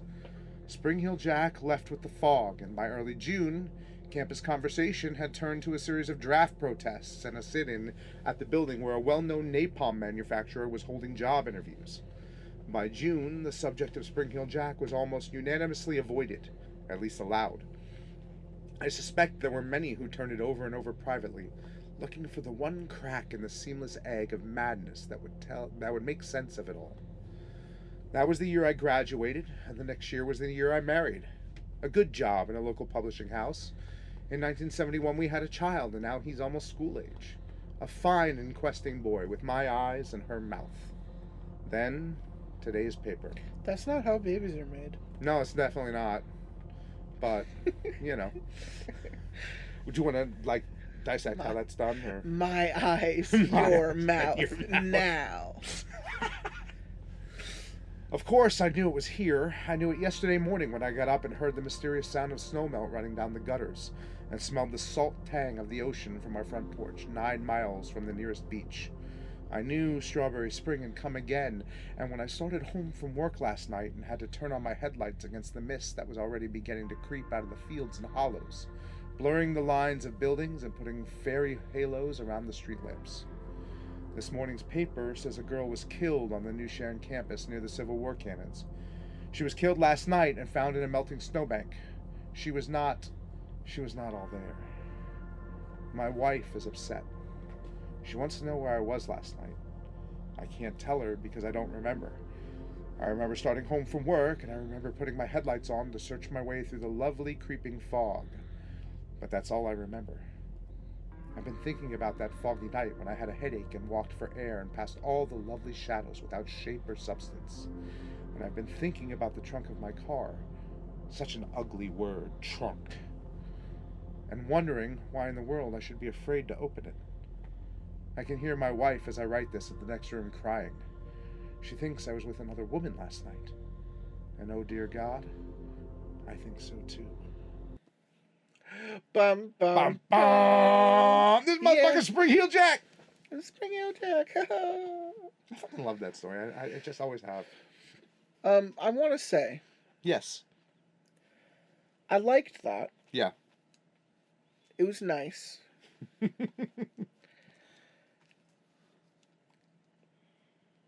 And that's about it. I don't have any other emotions for it. Mm-hmm. It's just very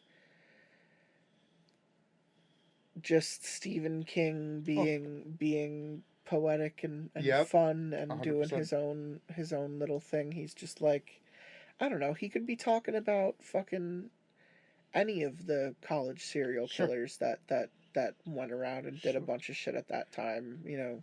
For me, it's those last lines. That my wife thinks I was with another woman last night. And Oh, dear God, I think so too. Like that line, it The just grim always realization. it hits me. Like I just don't know why. It's just those last couple lines just always get me. I'm like, fuck yeah. So the Strawberry Spring brings about a change in him that even he is not truly in control of. No, but he definitely knows about it in some. He knows he's doing it, Right. but he doesn't at the same time. Right. Yeah. Yeah. Yeah. I like it. It reminds me of Dexter talking about his dark passenger. Mm-hmm. Which I just like to think it's just a bad nickname for his black friend. Whenever he said that in the show, I was just like, you can't call him that. You can't call your token black friend the dark pasker, Michael C. Definitely Hall. can't. Certainly not in this day and age. Yeah. We're gonna read The Ledge. Which character do you want? Did you want the one who has to do the walking, or the one who wants to yell at the other guy to do the walking? Oh, that's good. That's tough. I'll go with I don't know. What are you feeling? I don't give a fuck. You know what? I'm gonna be the guy walking. You be the guy yelling. So I believe that's Kressner. Yeah. Go on, Kressner said again. Look in the bag. We were in his penthouse apartment 43 stories up. The carpet was deep cut pile, burnt or oh fuck. This is The Ledge. Do I change my voice now because I gotta restart? I The Ledge. Go ahead. Yeah. This is The Ledge by Stephen King. Go Oh on. no. Go on. Go on. Go on. Kressner said again, look in the bag. I'm not gonna be able to do Look in this. the look in the bag. Look. Royale with cheese is a big fan of my I love his walking Christopher impersonation. Walken voice. Oh god. It's a guaranteed laugh every time. If it's a payoff, forget it. That's my line, jackass. I know. All right, so go on, Kressner said again. Look in the bag. We were in his penthouse apartment, 43 stories up. The carpet was deep cut, pile, burnt orange. In the middle, between the Basque sling chair where Kressner sat and the genuine leather couch where no one at all sat, there was a brown shopping bag. If it's a payoff, forget it. I love her. It's money, but it's not a payoff. Go on, look. He was smoking a Turkish cigarette in an onyx holder. The air circulation system allowed me just a dry whiff of the tobacco and then whipped it away. Is he the penguin? Yeah, he might be. Danny DeVito? Maybe, with the onyx holder? I don't know. Sorry. He was wearing a silk... That's a good comment. He was wearing a silk dressing gown on which a dragon was embroidered. If it had said penguin, I would have lost it. His eyes were calm and intelligent behind his glasses. He looked... See, now my eye fucks up and says, he looked like a bitch. Because I see the Do line. I look like a bitch? It's the line I see directly underneath it. He looked like what he was, a bitch. He looked just like what he was. An A number 1 500 carat dyed in the wool son of a bitch. I loved his wife, and she loved me. I had expected him to make trouble, and I knew this was it, but I just wasn't sure what brand it was. I went to the shopping bag and tipped it over. Banded bundles of currency tumbled out onto the rug, all 20s. I picked one of the bundles up and counted. 10 bills to a bundle. There were a lot of bundles. I like to say bundles. $20,000, he said, and puffed on his cigarette. I stood up. Okay. It's for you. I don't want it. My wife comes with it. Mm. I didn't say anything. Marcia had warned me how it would be. He's like a cat, she said. An old, torn full of meanness. He'll try to make you a mouse. So, you're a tennis pro, he said. I don't believe I've ever actually seen one before. You mean your detectives didn't get any pictures? Oh, yes, he waved the cigarette holder negligently. Even a motion picture of the two of you in that Bayside motel. A camera was behind the mirror. But pictures are hardly the same, are they? If you say so. He'll keep changing tacks, Marcia had said. It's the way he puts people on the defensive. Pretty soon he'll have you hitting out at where you think he's going to be, and he'll get you someplace else. Say as little as possible, Stan, and remember that I love you. I invited you up because I thought we should have a little man-to-man chat, Mr. Norris. Just a pleasant conversation between two civilized human beings, one of whom has made off with the other's wife. I started to answer, but decided not to. Did you enjoy San Quentin? Puffing lazily. Not particularly. I believe you passed 3 years there, a charge of breaking and entering, if I'm correct. Marcia knows about it. I said, and immediately wished I hadn't. I was playing his game, just what Marcia had warned against, hitting soft lobs for him to smash back. I've taken the liberty of having your car moved, he said, glancing out at the window at the far end of the room. It really wasn't a window at all. The whole wall was glass. In the middle was a sliding glass door. Beyond it, a balcony the size of a postage stamp. Beyond that, a very long drop. There was something strange about the door. I couldn't quite put my finger on it. This is a very pleasant building. Good security, closed circuit TV, and all that.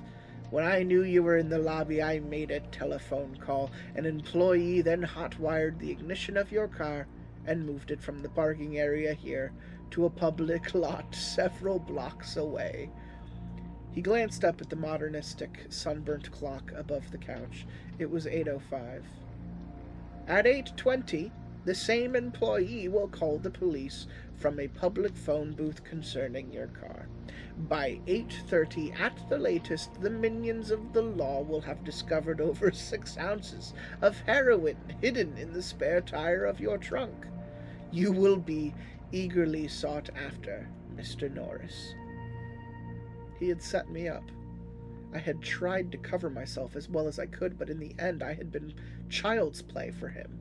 These things will happen unless I call my employee and tell him to forget the phone call. And all I have to do is tell you where Marcia is. No deal, Kressner. I don't know. We set it up this way just for you. My men had her followed. I don't think so. I think we lost them at the airport. Kressner sighed, removed the smoldering cigarette holder and dropped it into a chromium ashtray with a sliding lid.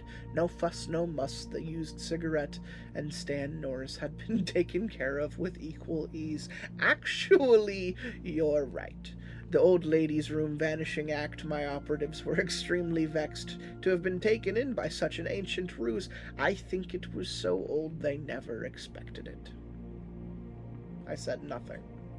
After Marcia had ditched Kressner's operatives at the airport, she had taken the bus shuttle back to the city and then to the bus station. That had been the plan. She had $200, all the money that had been in my savings account. Fuck, $200 and a Greyhound bus could take you any place in this country. Are you always so uncommunicative? Kressner asked, and he sounded genuinely interested. Marcia advised him. A little more sharply, he said, Then I imagine you'll stand on your rights when the police take you in. And the next time you see my wife could be when she's a little old grandmother in a rocker. Have you gotten that through your head? I understand that possession of 6 ounces of heroin could get you 40 years. That won't get you Marcia back. He smiled thinly. And that's the nub of it, isn't it? Shall I review where we are? You and my wife have fallen in love. Mm-hmm. You have had an affair. Oh, yeah. If you want to call a series of one-nighters in cheap motels an affair. My wife has left me. However, I have you. Fuck. And you are in what is called a bind. Does that summarize it adequately? I can understand why she got tired of you. To my surprise, he threw back his head and laughed. You know, I rather like you, Mr. Norris. You're vulgar, and you're a piker, but you seem to have heart.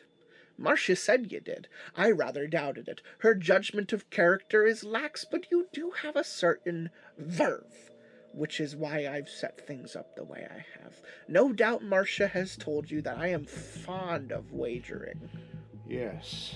Now I knew what was wrong with the door in the middle of the glass wall. It was the middle of winter, and no one was going to want to take tea on a balcony 43 stories up. The balcony had been cleared of furniture, and the screen had been taken off the door. Now, why would Kressner have done that? I don't like my wife very much, Kressner said, fixing another cigarette carefully in the holder. That's no secret. I'm sure she's told you as much, and I'm sure a man of your experience knows that contented wives do not jump into the hay with the local tennis club pro at the drop of a racket. In my opinion, Marcia is a prissy, whey-faced little prude, a whiner, a weeper, a bearer of tales. That's about enough. He smiled coldly. I beg your pardon. I keep forgetting we are discussing your beloved. It's 8:16. Are you nervous? I shrugged. Tough to the end, he said, and lit his cigarette. At any rate, you may wonder why. If I dislike Marcia so much, I do not simply give her her freedom. No, I don't wonder at all. He frowned at me. You're a selfish, grasping, egocentric son of a bitch. That's why. No one takes what's yours, not even if you don't want it anymore.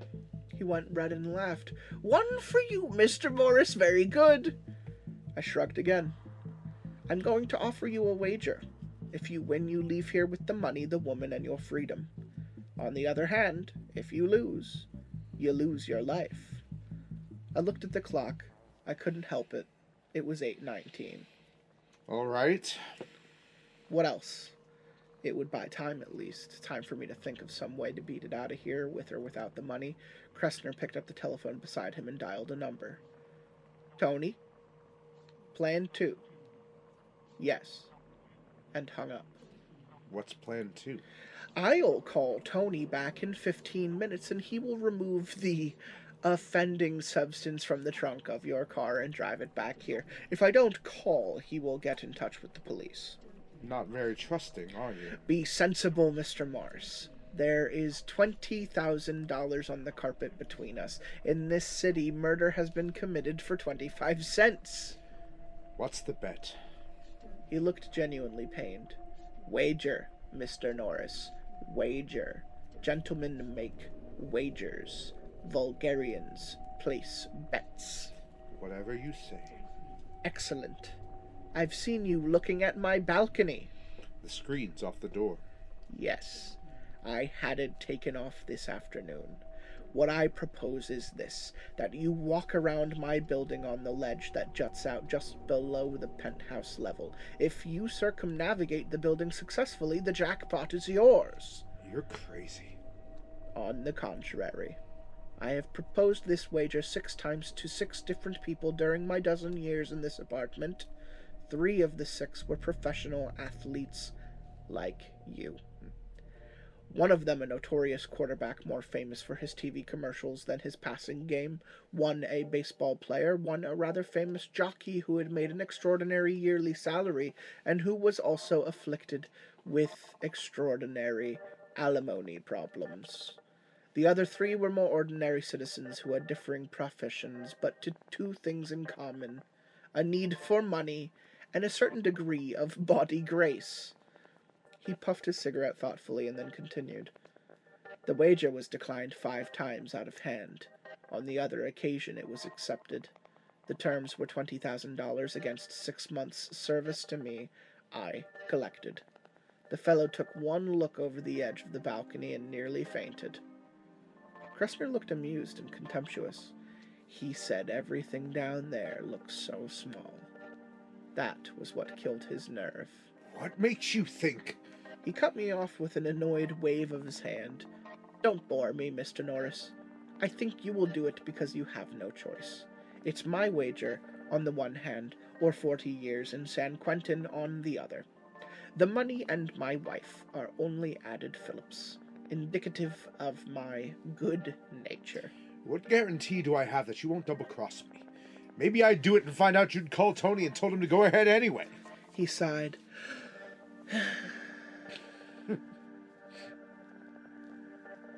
You are a walking case of paranoia, Mr. Norris. I don't love my wife. It is doing my storied ego no good at all to have her around. $20,000 is a pittance to me. I pay 4 times that every week to be given to police bagmen. As for the wager, however, his eyes gleamed. That is beyond price. I thought about it, and he left me. I suppose he knew the real Mark always convinces himself. I was a 36-year-old tennis bum, and the club had been thinking of letting me go when Marcia applied a little gentle pressure to my dick. Tennis was the only profession I knew, and without it, even getting a job as a janitor would be tough, especially with a record. It was kid stuff, but employers don't care. And the funny thing was that I really loved Marcia Kressner. I had fallen for her after 2 9 o'clock tennis lessons, and she had fallen for me just as hard, and now I'm gonna fall off a building. Hell yeah. Splat. It was a case of Stan Norris luck, all right. After 36 years of happy bachelorhood, I had fallen like a sack of mail for the wife of an organization overlord. How different would this story be if it was fucking Chuck Norris? I mean, no worries, he'd make it look easy. He'd jump off the building, bounce back up, and kick him in the neck. He'd have a running start. He would. Like, he'd just float around the building. He wouldn't even need to be on the ledge. Sorry. Anyway. Too bad it was Stan Norris and not Chuck. Fucking Stan. I also like that the organization came back. Yes, yes. Does the organization come up in anything else Stephen King related? Not a ton. 'Cause it sounds like the family from like fucking Wanted or some shit. Sprinkled here or there, but not majorly. The old Tom, sitting there and puffing his imported Turkish cigarette, knew all that, of course, and something else as well. I had no guarantee that he wouldn't turn me in if I accepted his wager and won, but I knew damn well that I'd be in the cooler by 10 o'clock if I didn't. And the next time I'd be free would be at the turn of the century. I want to know one thing. What might that be, Mr. Norris? Look me right in the face and tell me if you're a Welsher or not. He looked at me directly. Mr. Norris, he said quietly, I never Welsh. All right.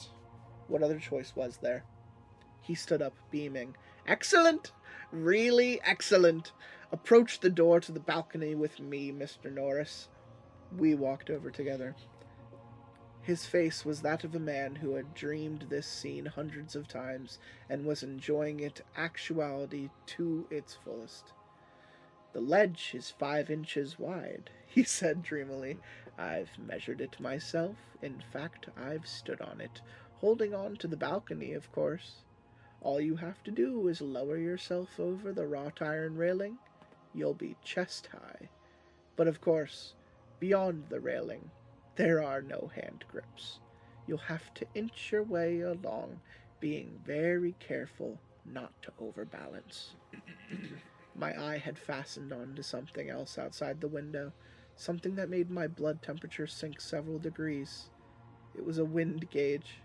Kressner's apartment was quite close to the lake, and it was high enough so there were no higher buildings to act as a windbreak. That wind would be cold, and it would cut like a knife. The needle was standing at 10 pretty steadily, but a gust would send the needle almost up to 25 for a few seconds before dropping off. Ah, I see you've noticed my wind gauge, Kressner said jovially. Actually, it's the other side which gets the prevailing wind, so the breeze may be a little stronger on that side. But actually, this is a fairly still night. I've seen evenings when the wind has gusted up to 85. You can actually feel the building rock a little. A bit like being on a ship in the crow's nest. And it's quite mild for this time of year. He pointed, and I saw the lighted numerals atop a bank skyscraper to the left. They said it was 44 degrees. But with the wind, that would have made the chill factor somewhere in the mid-20s. Have you got a coat? I was wearing a light jacket. Alas, no. The lighted figures on the bank switched to show the time. It was 8:32. And I think you had better get started, Mr. Norris, so I can call Tony and put Plan 3 into effect. A good boy, but apt to be impulsive. You understand. I understood all right. Too damn well.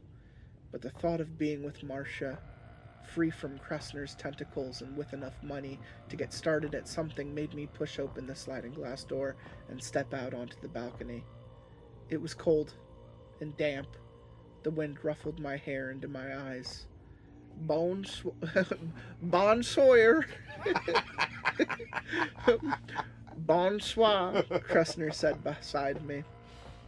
But I didn't bother to look back at him. I approached the railing, but I didn't look down. Not yet. I began to do deep breathing. It's not really an exercise at all, but a form of self-hypnosis. With every inhale-exhale, you throw a distraction out of your mind until there's nothing left but the match ahead of you. I got rid of the money with 1 breath, and Kressner himself with 2. Marcia took longer. Her face kept rising to my mind, telling me not to be stupid, not to play this game, that maybe Kressner never Welshed, but he always hedged his bets. I didn't listen. I couldn't afford to. If I lost this match, I wouldn't have to buy the beers and take the ribbing.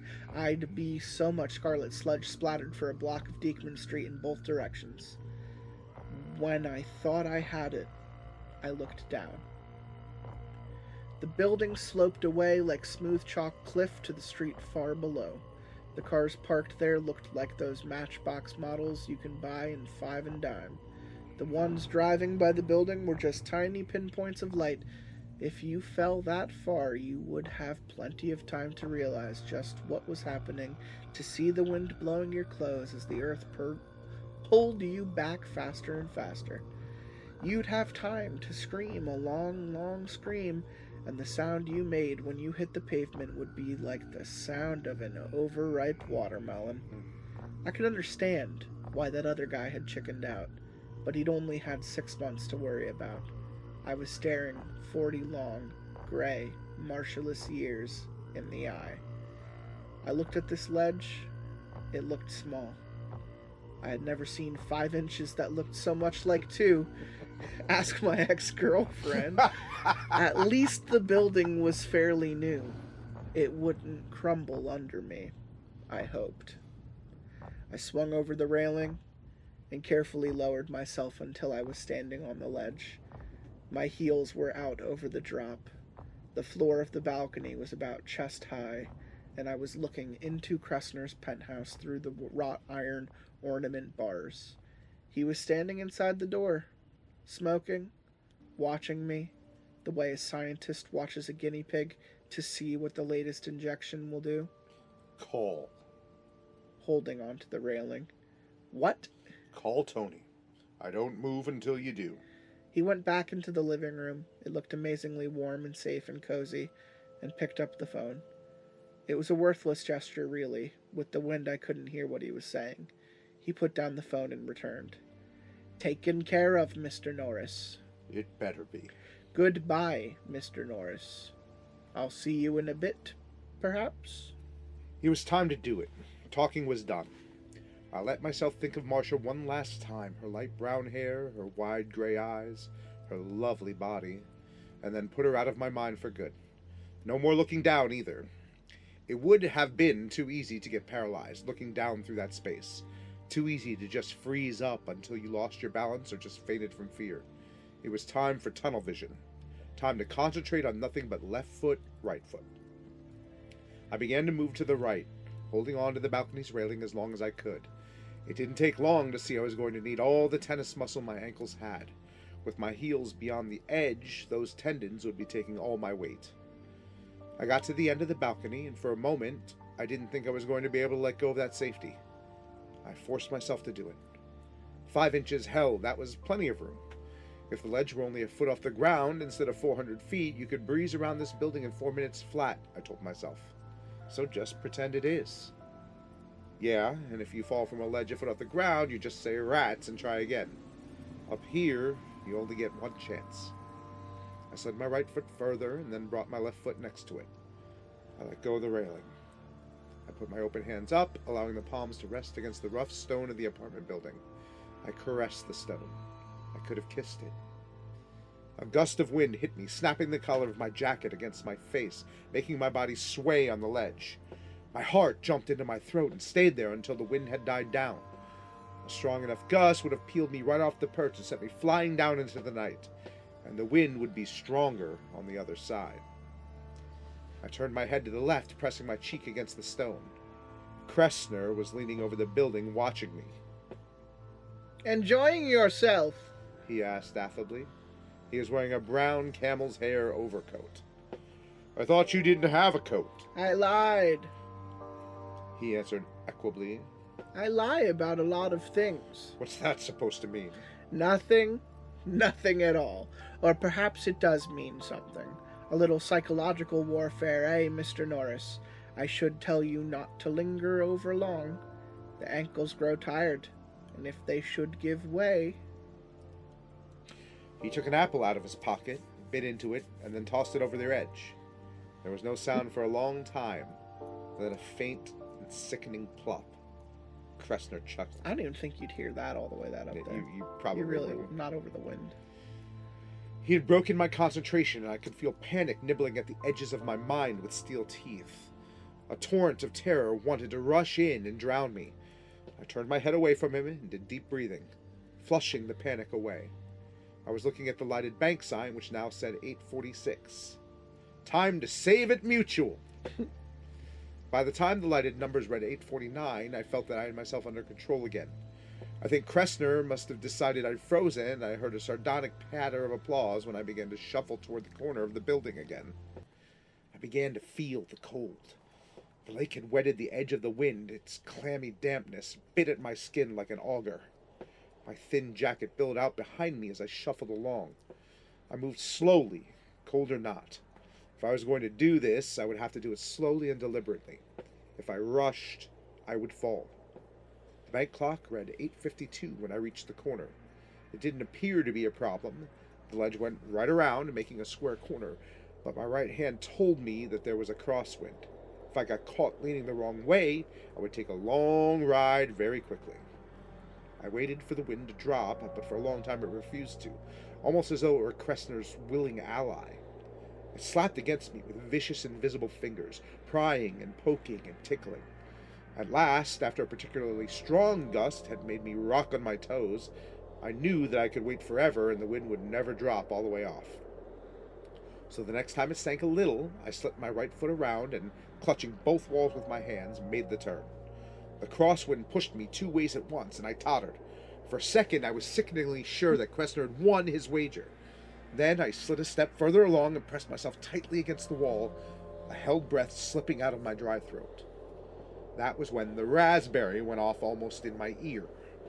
Startled, I jerked back to the very edge of balance. My hands lost the wall and pinwheeled crazily for balance. I think that if one of them had hit the stone face of the building, I would have been gone. But after what seemed an eternity, gravity decided to let me return to the wall instead of sending me down to the pavement 43 stories below. My breath sobbed out of my lungs in a pained whistle. My legs were rubbery. The tendons of my ankles were humming like high-voltage wires. I had never felt so mortal. The man with the sickle was close enough to read over my shoulder. I twisted my neck, looked up, and there was Kressner, leaning out his bedroom window 4 feet above me.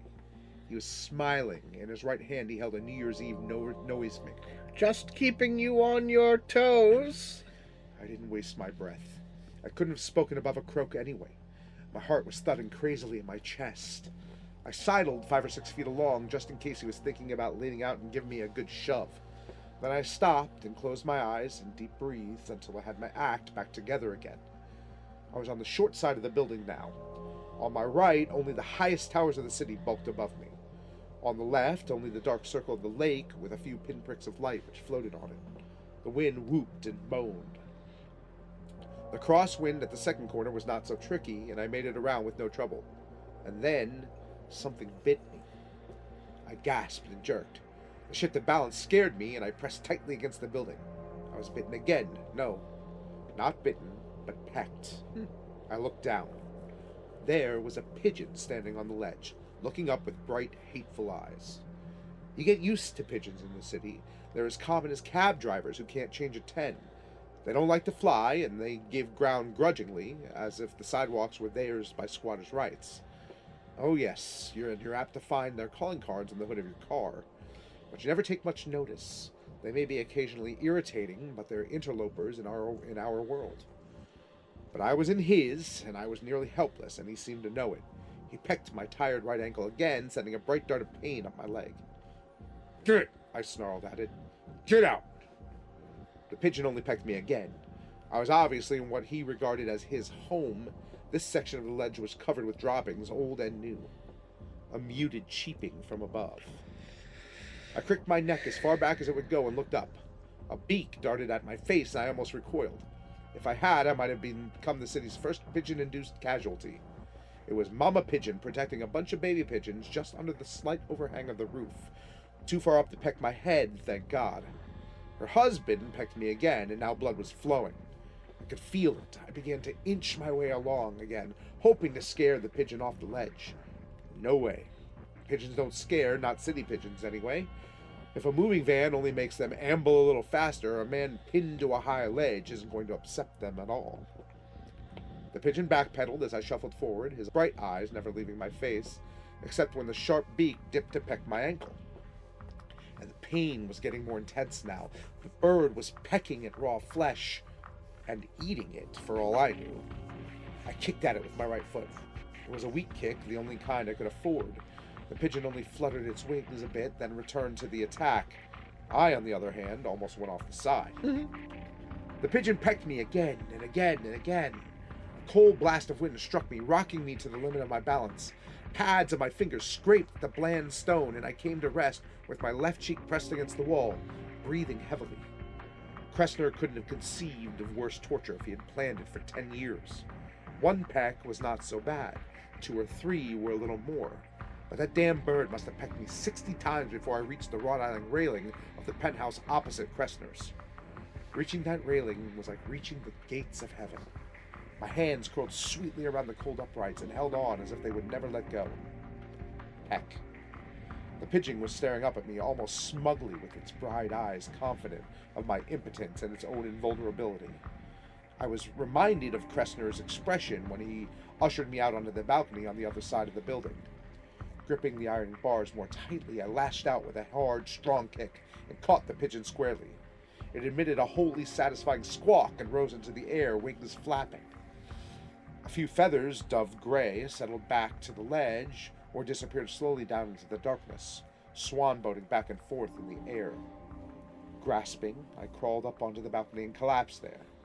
Despite the cold, my body was dripping with sweat. I don't know how long I lay there recuperating.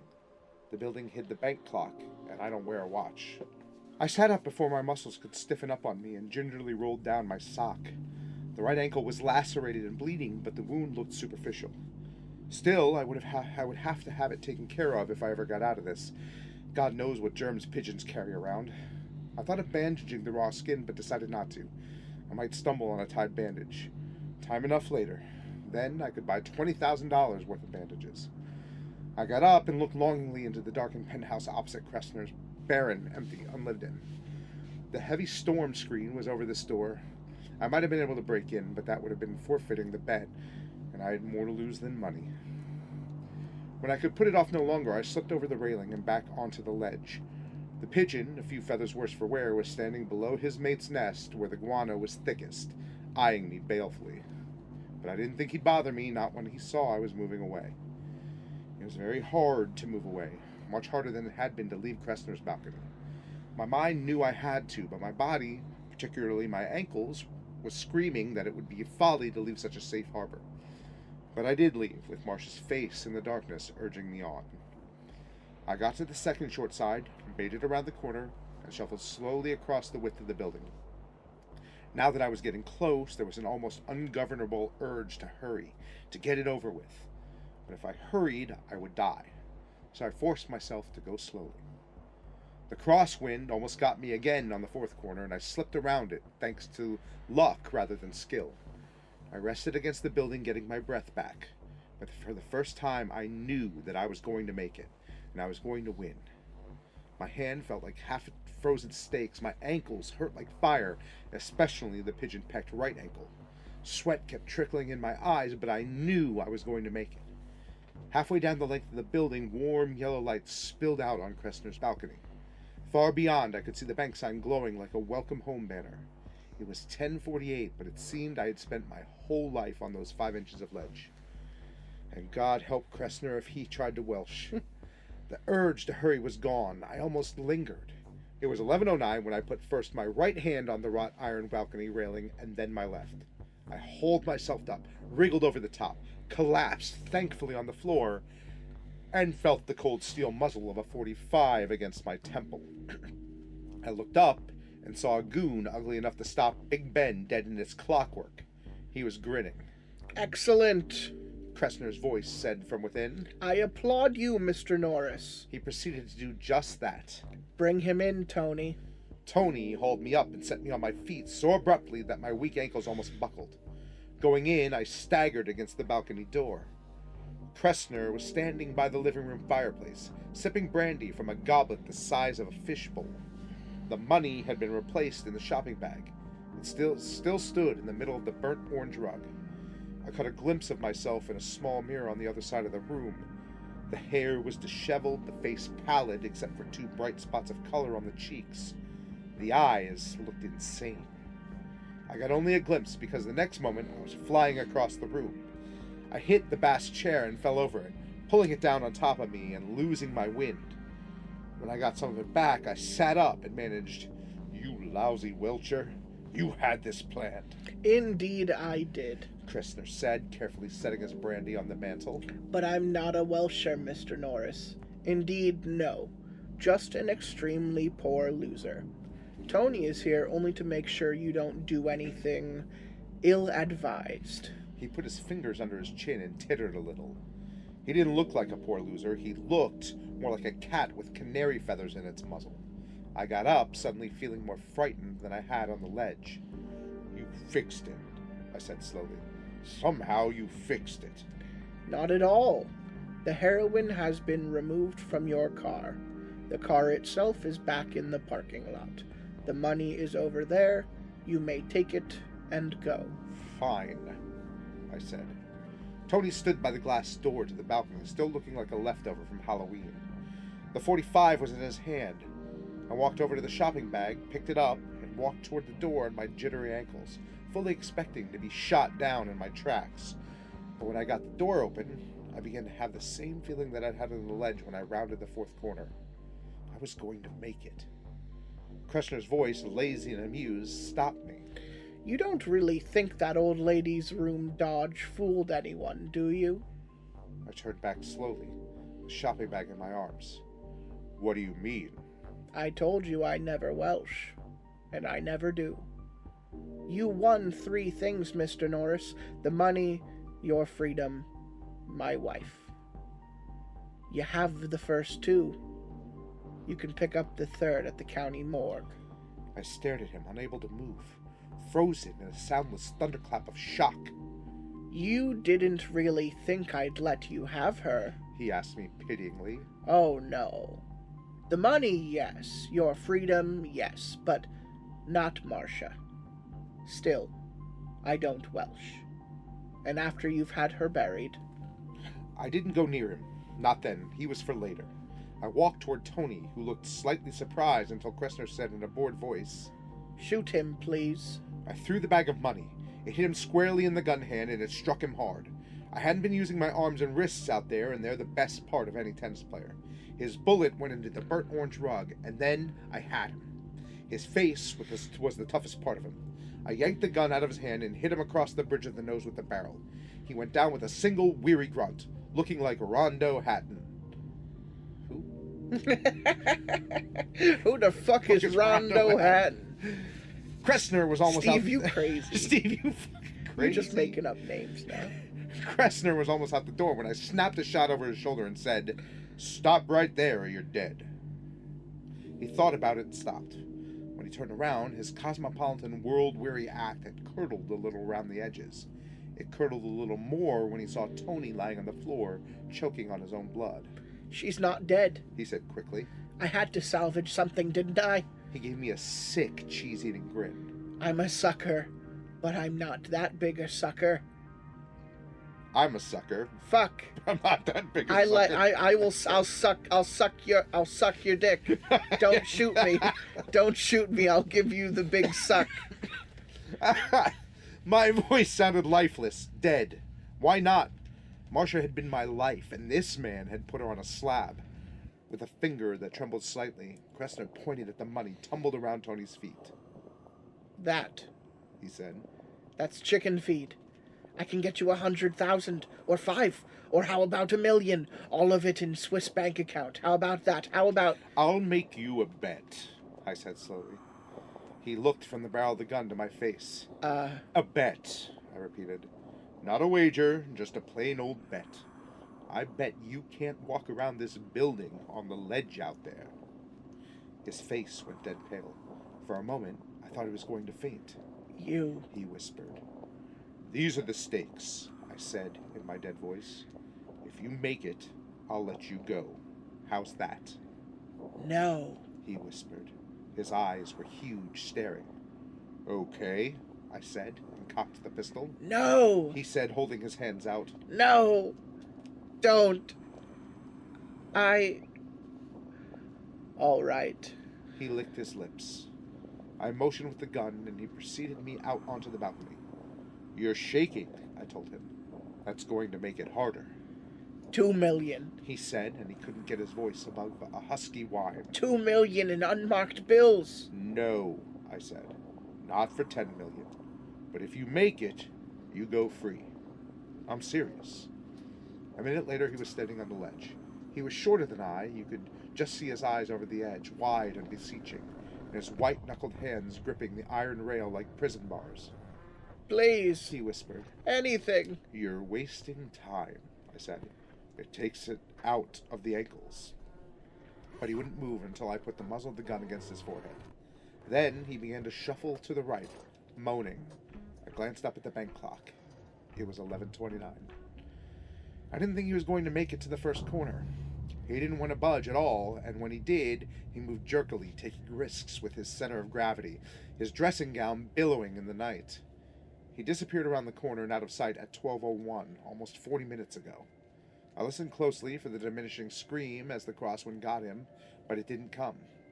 Maybe the wind had dropped. I do remember thinking the wind was on his side when I got out there. Or maybe he was just lucky.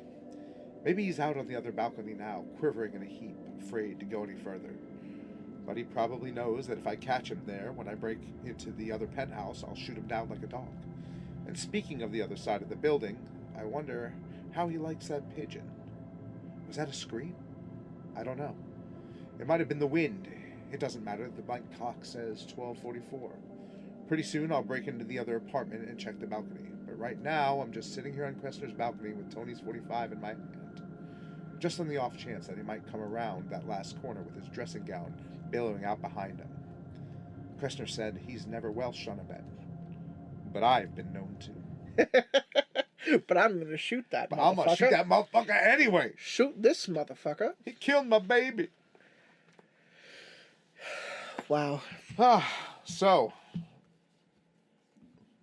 The ledge was the best. Okay. The ledge was the best. I did believe that the ledge would be your best. And after reading the little ledge preview, the little quarter part of Battleground, I was like, yeah, this is foreplay. It's a little a little precursor. This is foreplay. We need to get into the real shit. I still liked Strawberry Spring. Yeah. But it's a bit too... Well... It's a bit too Stephen King for me. That's okay. That's probably why I like it. It's a bit too King for me. I like when he downplays his own shit, or someone keeps his wordiness in check. You know, when someone edits his wordiness, it makes it more palatable, in my opinion. God bless his editors, man. They make their money for sure. Yeah, they earn their paychecks. I mean, you have a lot of favorites of his. Like, literally, the list we put together, you were like, "Oh yeah, we could read all of these," and it was like 9 stories. Yeah. So and that's just Nightshift. And that's just Nightshift. That's not even counting. How many other short stories books does he have? Skeleton Crew, Nightmares and Dreamscapes, and then there's like his novellas, like 4 Past Midnight. Okay. I think that is that the one where they've like literally have all of them have been adapted into films. I think that's Rita Hayworth. That's Shawshank. I think that's Apt People. I think that's Stand By Me. Yeah. Oh, the only one that hadn't been is the breathing method, which we were looking at the one time. He's going to, which I don't even know how you're going to make that into a movie. But what was the pregnant woman in? Yeah, she's decapitated in a car accident, and her body stays alive to give birth to the baby. Coming to Netflix. Yeah, it's like it's a family-friendly flick. G-rated. Mom's lost her head, but there's a new baby in town. That's it. I hate it. The breathing method. I hate it. But it's good. I mean, I like reading King. I do too. I like reading King. King has quality. He does. Even when he gets away from himself. I don't mind his prose. I'm just saying there's a reason I like The Ledge more than I like Strawberry Spring. You know, like when I say it's too King, I mean it's the reason I don't like The Stand as much as I like, you know. Right. His more tame stuff. Right. But, you know. See, I go the other way. I like the You on a like the bridge crazy stand, shit. even better than the shortened stand. It's 300 more pages of him just saying how Captain Trips spreads. I couldn't do that. I fucking love it, dude. I The can't. extra. I'll I go can't. back and read it at some point after I finish all this. After I finish all this Mark Miller shit. Yeah. I might actually go back and read some King because it's should. been way too long. You should. It's good. I'll give you a reading list if you like. Well, I would want to start with something that I immediately know that I'm going to have to work through, so I might as well just start with the fucking long version of The Stand. And I've been meaning, I've said it for years, I've also been meaning to go back and read all of the Dark Tower books because the experience I had listening to it, I think, is downplayed to how I'd feel either going through the graphic novel series or just reading it. It's I love it. There's some weird shit that goes on there. Name one. Okay. He writes himself into his own story. Yeah, I like that though. That's I fun. do. I love it, but it's weird fucking shit. It is weird. Like it's just he said you know what? Fuck it. This is a whole like universe within a universe, multiverse. Everything's connected to this tower. I'm gonna put this young kid named Stephen King, who's just starting out, into his own story, and watch him have a heart attack when his creation that he dreamed of since he's 16 walks through the fucking door. I mean, I'm into it. I'm totally into it. I'm into it. I love it. I understand why some people aren't, and I also think I still kind of feel like Dark Tower can't be perfectly adapted. Well, we'll see, because our boy Flanagan's gonna try. Is he? Is he though? He is. Is He's he gonna though? try. It's his All dream. right. It is his fucking dream. My only fear is that I'm gonna be dead before it finally fucking hits. God damn. Yeah, that's the. I want to see how Martin actually ends Game of Thrones, but I'm worried that he's gonna die or I'm gonna die before either of those things happen. Please, I would like to see what his intended ending is. Yeah. Yeah. Things that may come to pass. Yes. Or not. I sure hope so. This was first episode celebrating my anniversary with Royale with cheese. Hell yeah. Happy to be here. We'll have you back if you had a good enough time to come back some other time, read some more shit. I had a great time.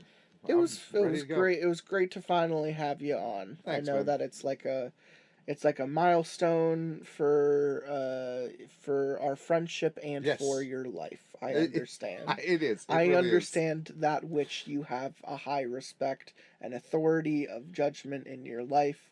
It's understandable if in the prioritization of most important, it's like married, baby, podcast that one time. Right.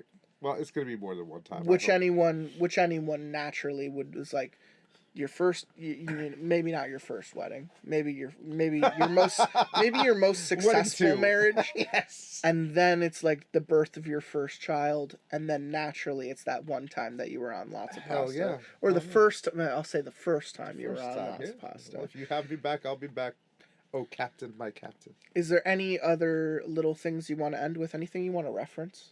Anything you want to shout out?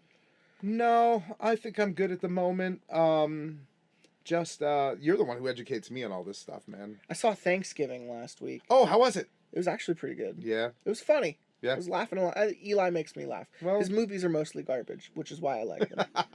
It's not like Rob Zombie garbage. It's like actual like cinema garbage. Oh, we could do a whole other podcast on Rob Zombie garbage, but anyway. Yeah, it's a different kind of garbage, but it's fun. It's schlocky. It reminded me of Scream a lot. Okay, cool. And I like the Scream movies. Even the bad ones, which are all of them. Me and the oldest are gonna go check it out, I think. It was fun. It was fun that like we got something that was like so specifically genre themed. Yeah. And that it was taken super fucking seriously. Yeah. That's awesome. I love it. I'm glad it wasn't disappointing. Yeah, I mean, if he goes and he does a bunch of different holidays and shit, I'll be into it because there's room to grow there. But yeah, that's all I wanted to say. I saw that. Awesome. And it was pretty neat. Pretty neat. Pretty neat. There's some fake outs too, because you think you know what's coming based off of the trailer from the Grindhouse. Yeah. That, of course, was like his proof for Right, this. sure. And then the things don't happen the way that they happen in that trailer. I So like it. there's a different element to it. You could tell it's just a different animal. Yeah. In general, and it's fine. Go do that. But hey, we have. This was like the Thanksgiving episode. This comes out after Thanksgiving, so like, hope everyone had a good Thanksgiving. We got Christmas around the corner, and naturally, I have the same person back for Christmas Hell yeah. every year. So I hope you guys are ready for this holiday season. We got a 2-part story with me and none other than Frowns McBoohoo. Frowns McBoon-Poon. Doing a 2-part Christmas special where the first one will be out in the first 2 weeks of December, and then the second one will be out whenever it's Christmas, which I think Christmas is on a Monday this year. I think so. So it'll probably be out on Christmas, Nice. which is, naturally how everyone is going to celebrate their Christmas. Everyone's going to get together with their families. They're going to smoke it up. They're going to get wrecked and do a bunch of shots, and then they're going to put on lots of pasta and listen to the seasonal Christmas episode with Frowns McBoo. Only if they're doing Christmas right. I mean, only if they're doing it right. Keep listening to my show. Keep validating me. I appreciate it. It keeps me going. And stay spooky.